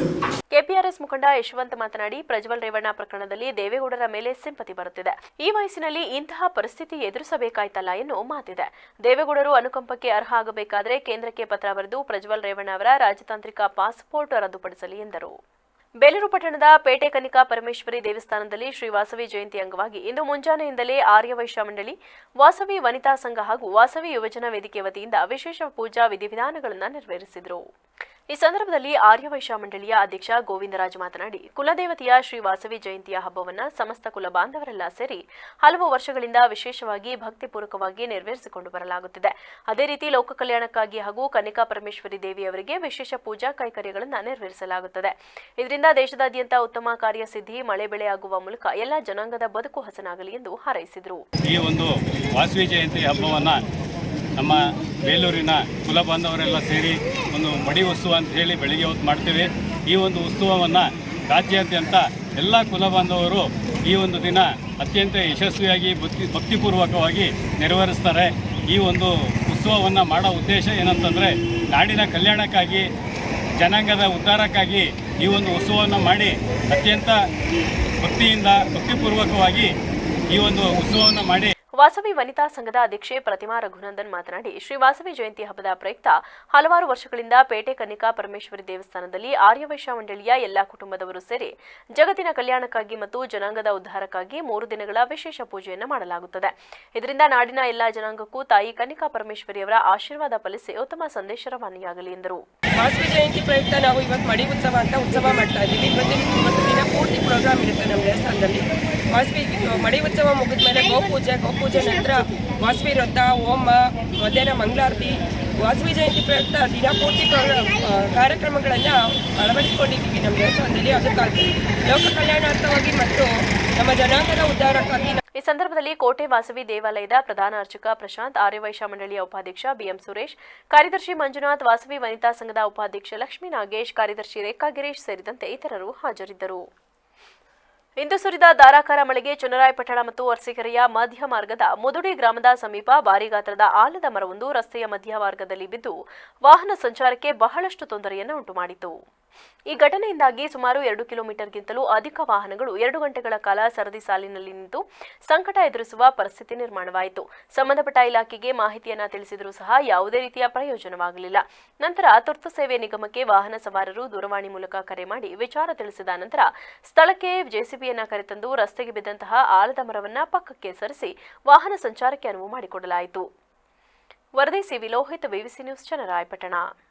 ಕೊಪ್ಪಳ ಜಿಲ್ಲಾ ಕುಕನೂರು ತಾಲೂಕಿನ ಶಿರೂರು ಗ್ರಾಮದ ಅಂಬೇಡ್ಕರ್ ನಗರದ ಶ್ರೀ ದುರ್ಗಾದೇವಿ ಹಾಗೂ ಮಲ್ಯಮ್ಮದೇವಿ ಮಾದಿಗ ಸಮಾಜ ಸೇವಾ ಅಭಿವೃದ್ಧಿ ಸಮಿತಿ ವತಿಯಿಂದ ಮೇ 27ರಂದು ಜಾತ್ರಾ ಮಹೋತ್ಸವ ಹಾಗೂ 11 ಜೋಡಿ ಸಾಮೂಹಿಕ ವಿವಾಹ ನಡೆಯಲಿದೆ ಎಂದು ಮುಖಂಡ ಈಶಪ್ಪ ದೊಡ್ಡಮನಿ ತಿಳಿಸಿದರು. ಕೊಪ್ಪಳದಲ್ಲಿಂದು ಪತ್ರಿಕಾಗೋಷ್ಠಿಯಲ್ಲಿ ಮಾತನಾಡಿದ ಅವರು, ಶಿರೂರು ಗ್ರಾಮದಲ್ಲಿ ಕಳೆದ 24 ವರ್ಷಗಳಿಂದ ಸಾಮೂಹಿಕ ವಿವಾಹ ಸಮಾರಂಭ ಹಾಗೂ ಡಾಕ್ಟರ್ ಅಂಬೇಡ್ಕರ್ ಜಗಜೀವನ್ ರಾಮ್ ಅವರ ಜಯಂತಿ ಕಾರ್ಯಕ್ರಮವನ್ನು ಆಚರಿಸುತ್ತಾ ಬಂದಿದ್ದೇವೆ. ಎಲ್ಲ ಧರ್ಮದ ಗುರು ಹಿರಿಯರ ಸಹಕಾರದಲ್ಲಿ ಈ ಕಾರ್ಯ ನಡೆದಿದ್ದು, ಅನೇಕ ಹರಚರ ಗುರುಗಳ ಸಾನ್ನಿಧ್ಯದಲ್ಲಿ ವಿವಾಹ ಹಾಗೂ ಮಹನೀಯರ ಕುರಿತು ಉಪನ್ಯಾಸ ಕಾರ್ಯಕ್ರಮ ನಡೆಯಲಿದೆ ಎಂದು ಮಾಹಿತಿ ನೀಡಿದರು. ಒಂದು ದುರ್ಗಾದೇವಿ ಜಾತ್ರೆ ನಿಮಿತ್ತವಾಗಿ ಇವತ್ತು ಸಾಮೂಹಿಕ ಮದುವೆ ನಿಮಿತ್ತವಾಗಿ ಕುಡಿಯೋ ನೀರಿನ ಒಂದು ಸಮಸ್ಯೆ ಇರೋದರಿಂದ ಎಲ್ಲ ತಾಲೂಕು ಪಂಚಾಯತಿ ಮತ್ತು ಗ್ರಾಮ ಪಂಚಾಯತಿ ಮತ್ತು ಕುಡಿಯೋ ನೀರಿನ ಕಾರ್ಯನಿರ್ವಾಹಕ ಅಧಿಕಾರಿಗಳಿಗೆ ಪತ್ರ ರವಾನೆ ಮಾಡಿದ್ದು, ಆಮೇಲೆ ನೇರವಾಗಿ ಆಫೀಸಿಗೆ ಹೋಗಿ ಅಧಿಕಾರಿಗಳನ್ನು ಭೇಟಿಯಾಗಿ ಬಂದಿದ್ದು, ಈಗ ಸಾಮೂಹಿಕ ವಿವಾಹದಿಂದ ನೀರಿನ ಅಭಾವ ಹೆಚ್ಚಾಗಿ ಆಗೋದರಿಂದ ಟ್ಯಾಂಕರ್ ಮೂಲಕ ನೀರು ಪೂರೈಸಲು ತಾವುಗಳು ಇದಕ್ಕೆ ಸ್ಪಂದನೆ ಮಾಡಬೇಕಂತೇಳಿ ಅಧಿಕಾರಿಗಳು ಕೂಡ ಈಗಾಗಲೇ ಗಮನಕ್ಕೆ ತಂದಿದ್ದು, ಮುಂದಿನ 23-24ರಂದು 2 ದಿವಸ ಕೋಲೂರು ಗ್ರಾಮದ ಒಂದು ದೊಡ್ಡ ಮಹಾರಥೋತ್ಸವ ಮತ್ತು 24ರಂದು ಅಗ್ನಿಕುಂಡ ಇರೋದರಿಂದ ಎಲ್ಲ 11 ಸಾಮೂಹಿಕ ಇರೋದರಿಂದ ಈಗ ಪಕ್ಕದ ಹಳ್ಳಿ ಮತ್ತು ಇತರೆ ಬೇರೆ ಕಡೆಯಿಂದ ಅನೇಕ ಜನರ ಬರೋದ್ರಿಂದ ನೀರಿನ ಅಭಾವ ಆಗೋದರಿಂದ ಮುಂಚಿತ ಈ ಸಂದರ್ಭದಲ್ಲಿ ಪೂಜ್ಯ ಗದಿಗೆಪ್ಪ ಅಜ್ಜನವರು, ಚನ್ನಬಸಪ್ಪ ಹೆಚ್ ಓಳಿಯಪ್ಪನವರ, ಯಮನೂರಪ್ಪ ಕೊರಡಕೇರಿ, ಈರಪ್ಪ ನಡಲಮನಿ, ಮುದಿಯಪ್ಪ ಕಡೆಮನಿ, ರಾಮಣ್ಣ ಹೊಸಮನಿ, ದುರ್ಗಪ್ಪ ಕಡೆಮನಿ ಸೇರಿದಂತೆ ಇತರರು ಪಾಲ್ಗೊಂಡಿದ್ದರು. ವರದಿ ರುದ್ರಪ್ಪ ಭಂಡಾರಿ, ವಿವಿಸಿ ನ್ಯೂಸ್, ಕೊಪ್ಪಳ. ದೇಶದ ಮಾಜಿ ಪ್ರಧಾನಿ ಹಾಗೂ ಜೆಡಿಎಸ್ ಪಕ್ಷದ ರಾಷ್ಟ್ರೀಯ ಅಧ್ಯಕ್ಷ ಎಚ್.ಡಿ. ದೇವೇಗೌಡರ 92ನೇ ವರ್ಷದ ಹುಟ್ಟುಹಬ್ಬದ ಪ್ರಯುಕ್ತ ಕೇರ್ಪೇಟೆ ಶಾಸಕ ಎಚ್.ಡಿ. ಮಂಜು ಅವರ ನೇತೃತ್ವದಲ್ಲಿ ಪಟ್ಟಣದಲ್ಲಿರುವ ದುಂಡಶೆಟ್ಟಿ ಲಕ್ಷ್ಮಮ್ಮ ಸ್ಮಾರಕ ತಾಲೂಕು ಸಾರ್ವಜನಿಕ ಆಸ್ಪತ್ರೆಯ ಹೊರ ರೋಗಿಗಳಿಗೆ ಹಣ್ಣು ಹಂಪಲು ನೀಡಿ ಅರ್ಥಪೂರ್ಣವಾಗಿ ಹುಟ್ಟುಹಬ್ಬ ಆಚರಿಸಲಾಯಿತು. ರೋಗಿಗಳಿಗೆ ಹಣ್ಣು ಹಂಪಲು ವಿತರಿಸಿ ಮಾತನಾಡಿದ ಶಾಸಕ ಎಚ್.ಡಿ. ಮಂಜು, ದೇಶ ಕಂಡ ಅಪರೂಪದ ಮಾಜಿ ಪ್ರಧಾನಿ ದೇವೇಗೌಡರ ಹುಟ್ಟುಹಬ್ಬದ ಹಿನ್ನೆಲೆ ತಾಲೂಕು ಸರ್ಕಾರಿ ಆಸ್ಪತ್ರೆ ಹೊರ ರೋಗಿಗಳಿಗೆ ಹಣ್ಣು ಹಂಪಲು ಹಾಗೂ ದೇವಾಲಯಗಳಲ್ಲಿ ವಿಶೇಷ ಪೂಜೆ ಸಲ್ಲಿಸಿದ್ದೇವೆ. ಅವರ ಅಧಿಕಾರದ ಅವಧಿಯ ಕಾಲಘಟ್ಟದಲ್ಲಿ ದೇಶದ ರೈತರು, ಕಾರ್ಮಿಕರು ಸೇರಿದಂತೆ ದುಡಿದಂತಹ ಮಹಾ ನಾಯಕ ಇವರು. ಹಿಂದುಳಿದ ವರ್ಗಗಳು, ಪರಿಶಿಷ್ಟ ಜಾತಿ ಮತ್ತು ಪಂಗಡಗಳು ಮತ್ತು ಮಹಿಳೆಯರು ಹೀಗೆ ಎಲ್ಲರಿಗೂ ಸಮಾನತೆಯಿಂದ ಲಾಭ ಸಿಗುವಂತೆ ಮೀಸಲಾತಿ ಯೋಜನೆಯನ್ನ ಜಾರಿಗೆ ತಂದರು. ಈ 92ರ ಇಳಿ ವಯಸ್ಸಿನಲ್ಲೂ ದೇಶ ಮತ್ತು ರಾಜ್ಯದ ರೈತರ, ದೀನದಲಿತರ ಬಗ್ಗೆ ಸದಾ ಚಿಂತಿಸುತ್ತಿರುವ ಏಕೈಕ ಅಪರೂಪದ ರಾಜಕಾರಣಿ ಎಂದರೆ ದೇವೇಗೌಡರು. ಅವರ ಆರೋಗ್ಯ ಮತ್ತು ಆಯಸ್ಸು ಮತ್ತಷ್ಟು ಭಗವಂತ ವೃದ್ಧಿಸಲಿ ಎಂದು ಪ್ರಾರ್ಥಿಸುವುದಾಗಿ ತಿಳಿಸಿದರು. ನಮ್ಮ ನಿಮ್ಮೆಲ್ಲರ ಅಚ್ಚುಮೆಚ್ಚಿನ ನಾಯಕರಾದ ಮಾಜಿ ಪ್ರಧಾನಿಗಳು ಒಂದು ಫಾರ್ಮರ್ಸ್ ರೈತ ಪ್ರಧಾನಮಂತ್ರಿಗಳು ಅಂತ ಹೆಸರುಗೊಂಡಿರುವಂಥ ಸಮಾಜಕ್ಕೆ ಮತ್ತು ದೇಶಕ್ಕೆ ವಿಶೇಷ ಕೊಡುಗೆ ಕೊಟ್ಟಂಥ ದೇವೇಗೌಡಪ್ಪಾಜಿಯವರ ಜನ್ಮದಿನ. ಆ ಜನ್ಮದಿನ ಅಂಗವಾಗಿ ತಾಲೂಕು ಅಧ್ಯಕ್ಷರು, ನಮ್ಮ ತಾಲೂಕು ಎಲ್ಲ ಮುಖಂಡರೊಡಗೂಡಿ ಇವತ್ತು ತಾಲೂಕಿನಲ್ಲಿ ಆಸ್ಪತ್ರೆಯಲ್ಲಿ ದಾಖಲಾದಂಥ ರೋಗಿಗಳಿಗೆ ಹಣ್ಣು ಹಂಪಲ ವಿತರಣೆ ಮಾಡೋದ್ರ ಮುಖಾಂತರ ಯಾವುದೇ ರೀತಿ ಪಟಾಕಿ ಮತ್ತು ಕೇಕ್ ಕತ್ತರಿಸದೇ ಸರಳವಾಗಿ ಅವರ ಒಂದು ಜನ್ಮದಿವಸವನ್ನು ಆಚರಿಸ್ತಾ ಇದ್ದೀವಿ. ದೇವರು ಆ ಭಗವಂತನ ಕೇಳ್ಕೊಳ್ಳೋದಿಷ್ಟೇ. ಅವರ ಸೇವೆ ರಾಷ್ಟ್ರಕ್ಕೆ ಮತ್ತು ರಾಜ್ಯಕ್ಕೆ ಇನ್ನೂ ಅಗತ್ಯವಿದೆ. ಅವ್ರಿಗೆ ದೀರ್ಘಾಯುಷ್ಯನ ಕೊಡಲಿ, ಒಂದು ಶಕ್ತಿಯನ್ನು ಕೊಡಲಿ, ಆರೋಗ್ಯವನ್ನು ಕೊಡಲಿ ಅಂತ ದೇವರು ಪ್ರಾರ್ಥನೆ ಮಾಡ್ತಾ ನಮ್ಮ ಕಾರ್ಯಕ್ರಮದಲ್ಲಿ ಭಾಗಿಯಾಗಿರುವಂಥ ತಾಲೂಕು ಎಲ್ಲ ಮಕ್ಕಳಿಗೆ ಧನ್ಯವಾದ ಹೇಳಿ ಎಲ್ಲರೂ ಈ ಸಂದರ್ಭದಲ್ಲಿ ಆಸ್ಪತ್ರೆ ವೈದ್ಯಾಧಿಕಾರಿ ಡಾಕ್ಟರ್ ಶಶಿಧರ್, ತಾಲೂಕು ಜೆಡಿಎಸ್ ಅಧ್ಯಕ್ಷ ಎನ್ ಜಾನಕಿರಾಮ್, ಮನ್ಮೂಲ್ ಮಾಜಿ ಅಧ್ಯಕ್ಷ ಎಂಬಿ ಹರೀಶ್, ಎಂಡಿಸಿಸಿ ಬ್ಯಾಂಕ್ ಉಪಾಧ್ಯಕ್ಷ ಹೊಸಹೊಳಲು ಅಶೋಕ್, ತಾಲೂಕು ಪಂಚಾಯಿತಿ ಮಾಜಿ ಸದಸ್ಯ ಮಲ್ಲೇನಹಳ್ಳಿ ಮೋಹನ್, ತಾಲೂಕು ಜೆಡಿಎಸ್ ಕಾನೂನು ಘಟಕದ ಅಧ್ಯಕ್ಷ ವಿಎಸ್ ಧನಂಜಯ್ ಕುಮಾರ್ ಸೇರಿದಂತೆ ಇತರರು ಭಾಗವಹಿಸಿದರು. ವರದಿ ಮನುಮಾಕವಳ್ಳಿ, ವಿವಿಸಿ ನ್ಯೂಸ್, ಕೇರ್ಪೇಟೆ. ಭಟ್ಕಳ ತಾಲೂಕಿನ ಗ್ರಾಮೀಣ ಪೊಲೀಸ್ ಠಾಣಾ ವ್ಯಾಪ್ತಿಯ ಕಡವಿನಕಟ್ಟ ನದಿಯಲ್ಲಿ ಮುಳುಗಿ ಇಬ್ಬರು ಸಾವನ್ನಪ್ಪಿರುವ ಘಟನೆ ಶುಕ್ರವಾರ ಸಂಜೆ 4 ಗಂಟೆಗೆ ನಡೆದಿದೆ.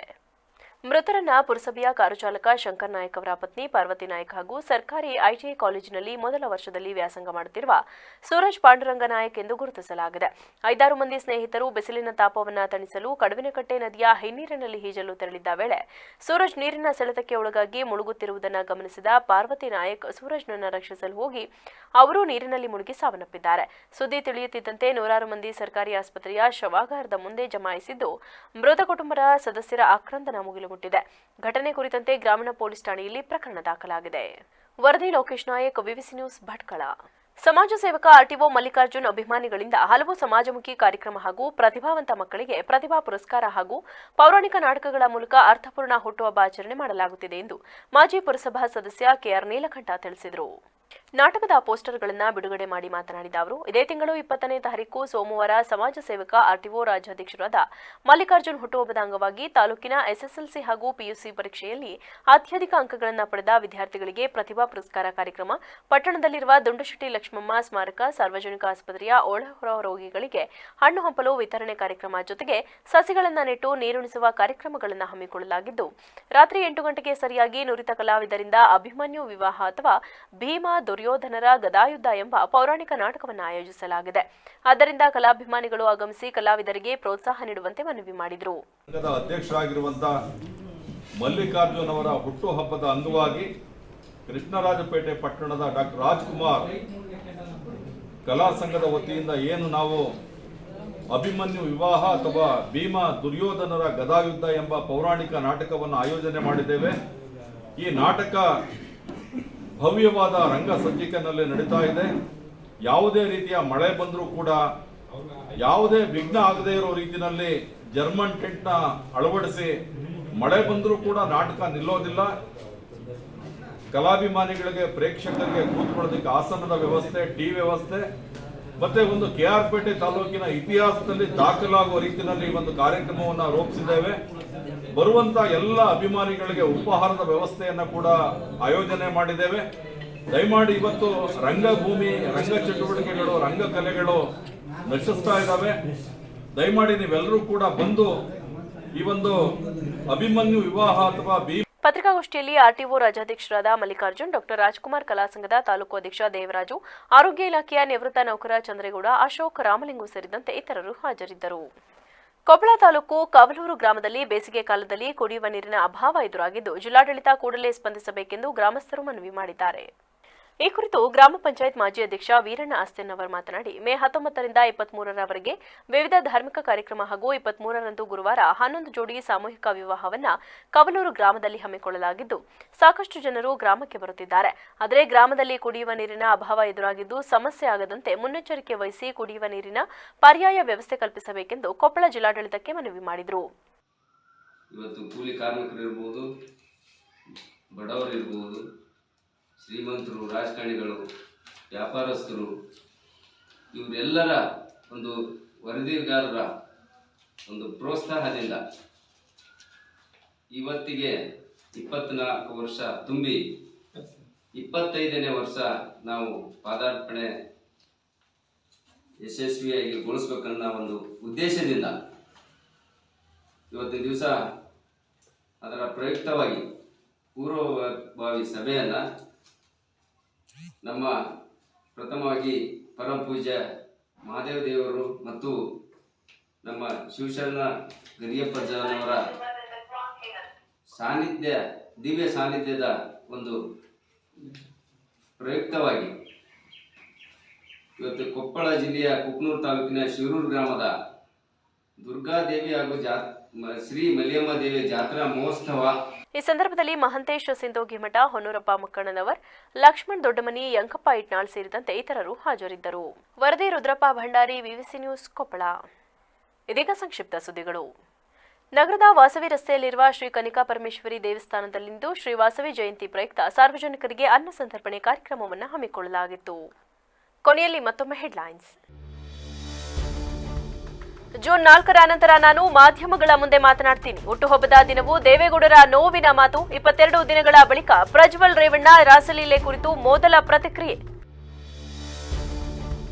ಅತ್ಯಾಚಾರ ಆರೋಪಿ ಪ್ರಜ್ವಲ್ ಕರೆತರಲು ಮಾಸ್ಟರ್ ಸ್ಟ್ರೋಕ್ ಕೊಡಲು ಮುಂದಾದ ಎಸ್ಐಟಿ. ಪ್ರಜ್ವಲ್ ಅಕೌಂಟ್ ಫ್ರೀಸ್ ಮಾಡಲು ಚಿಂತನೆ. ಜರ್ಮನಿಯಿಂದ ಲಂಡನ್ಗೆ ಹಾರಿರುವ ಶಂಕೆ. ಡಿಸಿಎಂ ವಿರುದ್ಧ 100 ಕೋಟಿ ಆಫರ್ ಆರೋಪ. ದೇವರಾಜೇಗೌಡ ಆರೋಪ ಆಧಾರ ರಹಿತ. ಆತನಿಗೆ ತಲೆ ಕೆಟ್ಟಿದೆ. ಆತನ ಆರೋಪಕ್ಕೆ ನಾನು ಯಾವುದೇ ಪ್ರತಿಕ್ರಿಯೆ ನೀಡುವುದಿಲ್ಲ ಎಂದ ಡಿಸಿಎಂ ಡಿಕೆ ಶಿವಕುಮಾರ್. ಕ್ಷಣದ ಸುದ್ದಿಗಾಗಿ ನೋಡ್ತಾ ಇರಿ ವಿವಿಸಿ ಟಿವಿ. ಸತ್ಯದ ಕಡೆ ನಮ್ಮ ನಡೆ. ಪಾಂಡಿತ್ಯ euro school, Basaveshwara Nagar, Belur road, Hassan. ಕಳೆದ ಹಲವು ವರ್ಷಗಳಿಂದ ನಮ್ಮ ಶಾಲೆಗೆ ಎಸ್ಎಸ್ಎಲ್ಸಿಯಲ್ಲಿ 100% ಫಲಿತಾಂಶ ಬರುತ್ತಿದ್ದು, ನಮ್ಮಲ್ಲಿ ಉತ್ತಮ ಕ್ಲಾಸ್ ರೂಮ್, ನುರಿತ ಶಿಕ್ಷಕರ ವರ್ಗ, ಸುಸಜ್ಜಿತ ಶಾಲಾ ಕಟ್ಟಡ, ಆಟದ ಮೈದಾನ, ವಿಷಯಾಧಾರಿತ ಲ್ಯಾಬ್ ವ್ಯವಸ್ಥೆಗಳಿವೆ. ಪ್ರಸಕ್ತ ಸಾಲಿನ ಎಸ್ಎಸ್ಎಲ್ಸಿ ICSE ಬೋರ್ಡ್ ಎಕ್ಸಾಮ್ನಲ್ಲಿ ನಮ್ಮ ಶಾಲೆಯ ವಿದ್ಯಾರ್ಥಿಗಳಾದ ಪ್ರಣತಿ G 98%, ಸ್ವಾತಿ AP 96.8%, ಸಾಯಿ ಮೇಧಾ M 95.8% ಅಂಕವನ್ನು ಪಡೆಯುವ ಮೂಲಕ ಶಾಲೆಯ ಕೀರ್ತಿಯನ್ನ ಹೆಚ್ಚಿಸಿದ್ದು, ಪರೀಕ್ಷೆ ತೆಗೆದುಕೊಂಡ 38 ವಿದ್ಯಾರ್ಥಿಗಳ ಪೈಕಿ 12 ವಿದ್ಯಾರ್ಥಿಗಳು 90%ಕ್ಕೂ ಅಧಿಕ ಅಂಕ ಪಡೆದಿದ್ದು, 23 ವಿದ್ಯಾರ್ಥಿಗಳು ಡಿಸ್ಟಿಂಕ್ಷನ್, 3 ವಿದ್ಯಾರ್ಥಿಗಳು ಪ್ರಥಮ ಶ್ರೇಣಿಯಲ್ಲಿ ತೇರ್ಗಡೆ ಹೊಂದಿದ್ದಾರೆ. ನಿಮ್ಮ ಮಕ್ಕಳ ಉತ್ತಮ ಭವಿಷ್ಯಕ್ಕೆ ಪಾಂಡಿತ್ಯ ಯೂರೋ ಸ್ಕೂಲ್ ಅತ್ಯುತ್ತಮ ಆಯ್ಕೆ. 2024-25ನೇ ಸಾಲಿಗೆ ದಾಖಲಾತಿ ಪ್ರಾರಂಭವಾಗಿದೆ. ಹೆಚ್ಚಿನ ಮಾಹಿತಿಗಾಗಿ ಸಂಪರ್ಕಿಸಿ 9742263102, 9742263108, 9742263110. ಪಾಂಡಿತ್ಯ euro school, Basaveshwara Nagar, Belur road, Hassan. Hi everybody, I am Mr. J.B. Murthy, Principal of Panditya Euro School. Very nice to meet you all through this media. You all must be knowing that ICSE Class 10th board results have been out 2 days before. Our school has given the best results at board level of Class 10th. Our school has produced 13 90% and above students, 23 students with 80% and above, only 3 students they scored first classes. Yeah, my school students have outshined at board levels. 98% was the highest percentage, 96.8% was the second topper, and 95.8 was the third topper. Including practice sessions continuously we have taken up, and we brought teachers, the excellent teaching fraternity from outside, and winter classes were conducted. And beyond 5:30 p.m. till 6:30 we have given the special coaching, the extended coaching and the remedial coaching for weaker sessions. A lot of hard work service given by the teachers, which has resulted into getting an excellent results at board levels. We are proud to say our teachers are doing the extraordinary job.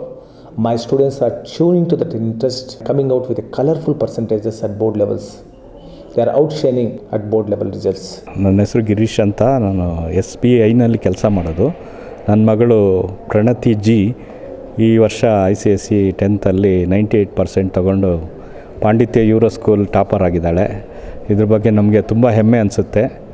ಮತ್ತು ಸ್ಕೂಲ್ನವರು ಹಾಗೂ ನಾವು ಎಲ್ಲರೂ ಅವಳು ಒಳ್ಳೆ percentage ತಗೊಳ್ತಾಳೆ ಅಂತ expect ಮಾಡಿದ್ವಿ.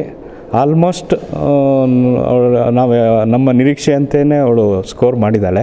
ನನ್ನ ಹೆಸರು ಶೈಲಶ್ರೀ ಅಂತ, ನಾನು ಪ್ರೌಢಶಾಲಾ ಶಿಕ್ಷಕಿಯಾಗಿ ಕೆಲಸ ಮಾಡ್ತಾಯಿದ್ದೀನಿ.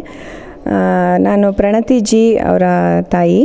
ಅವಳು ಈ ವರ್ಷ 2023-24 ಸಾಲಿನಲ್ಲಿ ಯೂರೋ ಸ್ಕೂಲಲ್ಲಿ ಟಾಪರ್ ಆಗಿದ್ದಾಳೆ. ಅದು ತುಂಬ ಹೆಮ್ಮೆಯ ವಿಷಯ ಹಾಗೂ ತುಂಬ ಸಂತೋಷ ಕೊಟ್ಟಿದೆ ನಮಗೆಲ್ಲರಿಗೂ. I am Pranati G. I scored 98 in this academic year and topped Panditya Euro School. I am deeply honored to stand before you to speak a few words and share my experience about topping Panditya Euro School for this academic year. I would express my sincere and heartfelt gratitude to the school management, academic director, principal, teachers and all my friends. Special thanks to my parents and grandparents who all constantly encouraged me and guided me to score this one. ನಮಸ್ತೆ, ನಾನು ಮಂಜುನಾಥ್, ಸಾಯಿ ಮೇಧಾ ಅವರ father. ನನ್ನ ಮಗಳು ಪಾಂಡಿತ್ಯ euro ಸ್ಕೂಲಲ್ಲಿ LKGಯಿಂದ ಓದ್ತಾ ಇದ್ದಾಳೆ. ಮುಂಚೆಯಿಂದನೇ ಚೆನ್ನಾಗಿ ಸ್ಕೋರ್ ಮಾಡ್ತಾಯಿದ್ದಾಳೆ. ಟೀಚರ್ಸ್ ಎಲ್ಲ ತುಂಬ ಕೋಚಿಂಗ್ ತುಂಬ ಚೆನ್ನಾಗಿದೆ. ಇಲ್ಲಿ ತುಂಬ ಒಳ್ಳೆ ಕೋಆಪ್ರೇಟ್ ಮಾಡ್ತಾರೆ ಟೀಚರ್ಸ್. ನಮಸ್ತೆ, ನಾನು ಗೀತಾ ಅಂತ, ನಾನು ಹೌಸ್ ವೈಫ್ ಆಗಿದ್ದೀನಿ. ನನ್ನ ಮಗಳು ಸಾಯಿ ಮೇಧಾ, ಅವಳು 95.8 ತೆಗೆದಿದ್ದಾಳೆ 10th. ನನಗೇನು ಅನ್ಸೋದು ಅಂತಂದರೆ, ಓದ್ಬೋದು ಎಲ್ಲ ಮಕ್ಕಳು, ಅಂದರೆ ಸಪೋರ್ಟ್ ಇರಬೇಕು, ಅವ್ರಿಗೆ ಕೋಆಪರೇಷನ್ ಇರಬೇಕು. ಅದು ಈ ಸ್ಕೂಲಲ್ಲಿ ತುಂಬ ಚೆನ್ನಾಗಿ ಸಿಕ್ಕಿದೆ. I am Sai Medha M and I scored 95.8% in this academic year. Firstly, I would like to thank the principal, the coordinator and the school teachers, because without them I wouldn't have stood here. It wouldn't be possible because they constantly supported us and encouraged us to excel more and more in each and every exam. And secondly, I would like to thank my parents who also continuously supported me and encouraged me. ಪಾಂಡಿತ್ಯ euro school, Basaveshwara Nagar, Belur road, Hassan.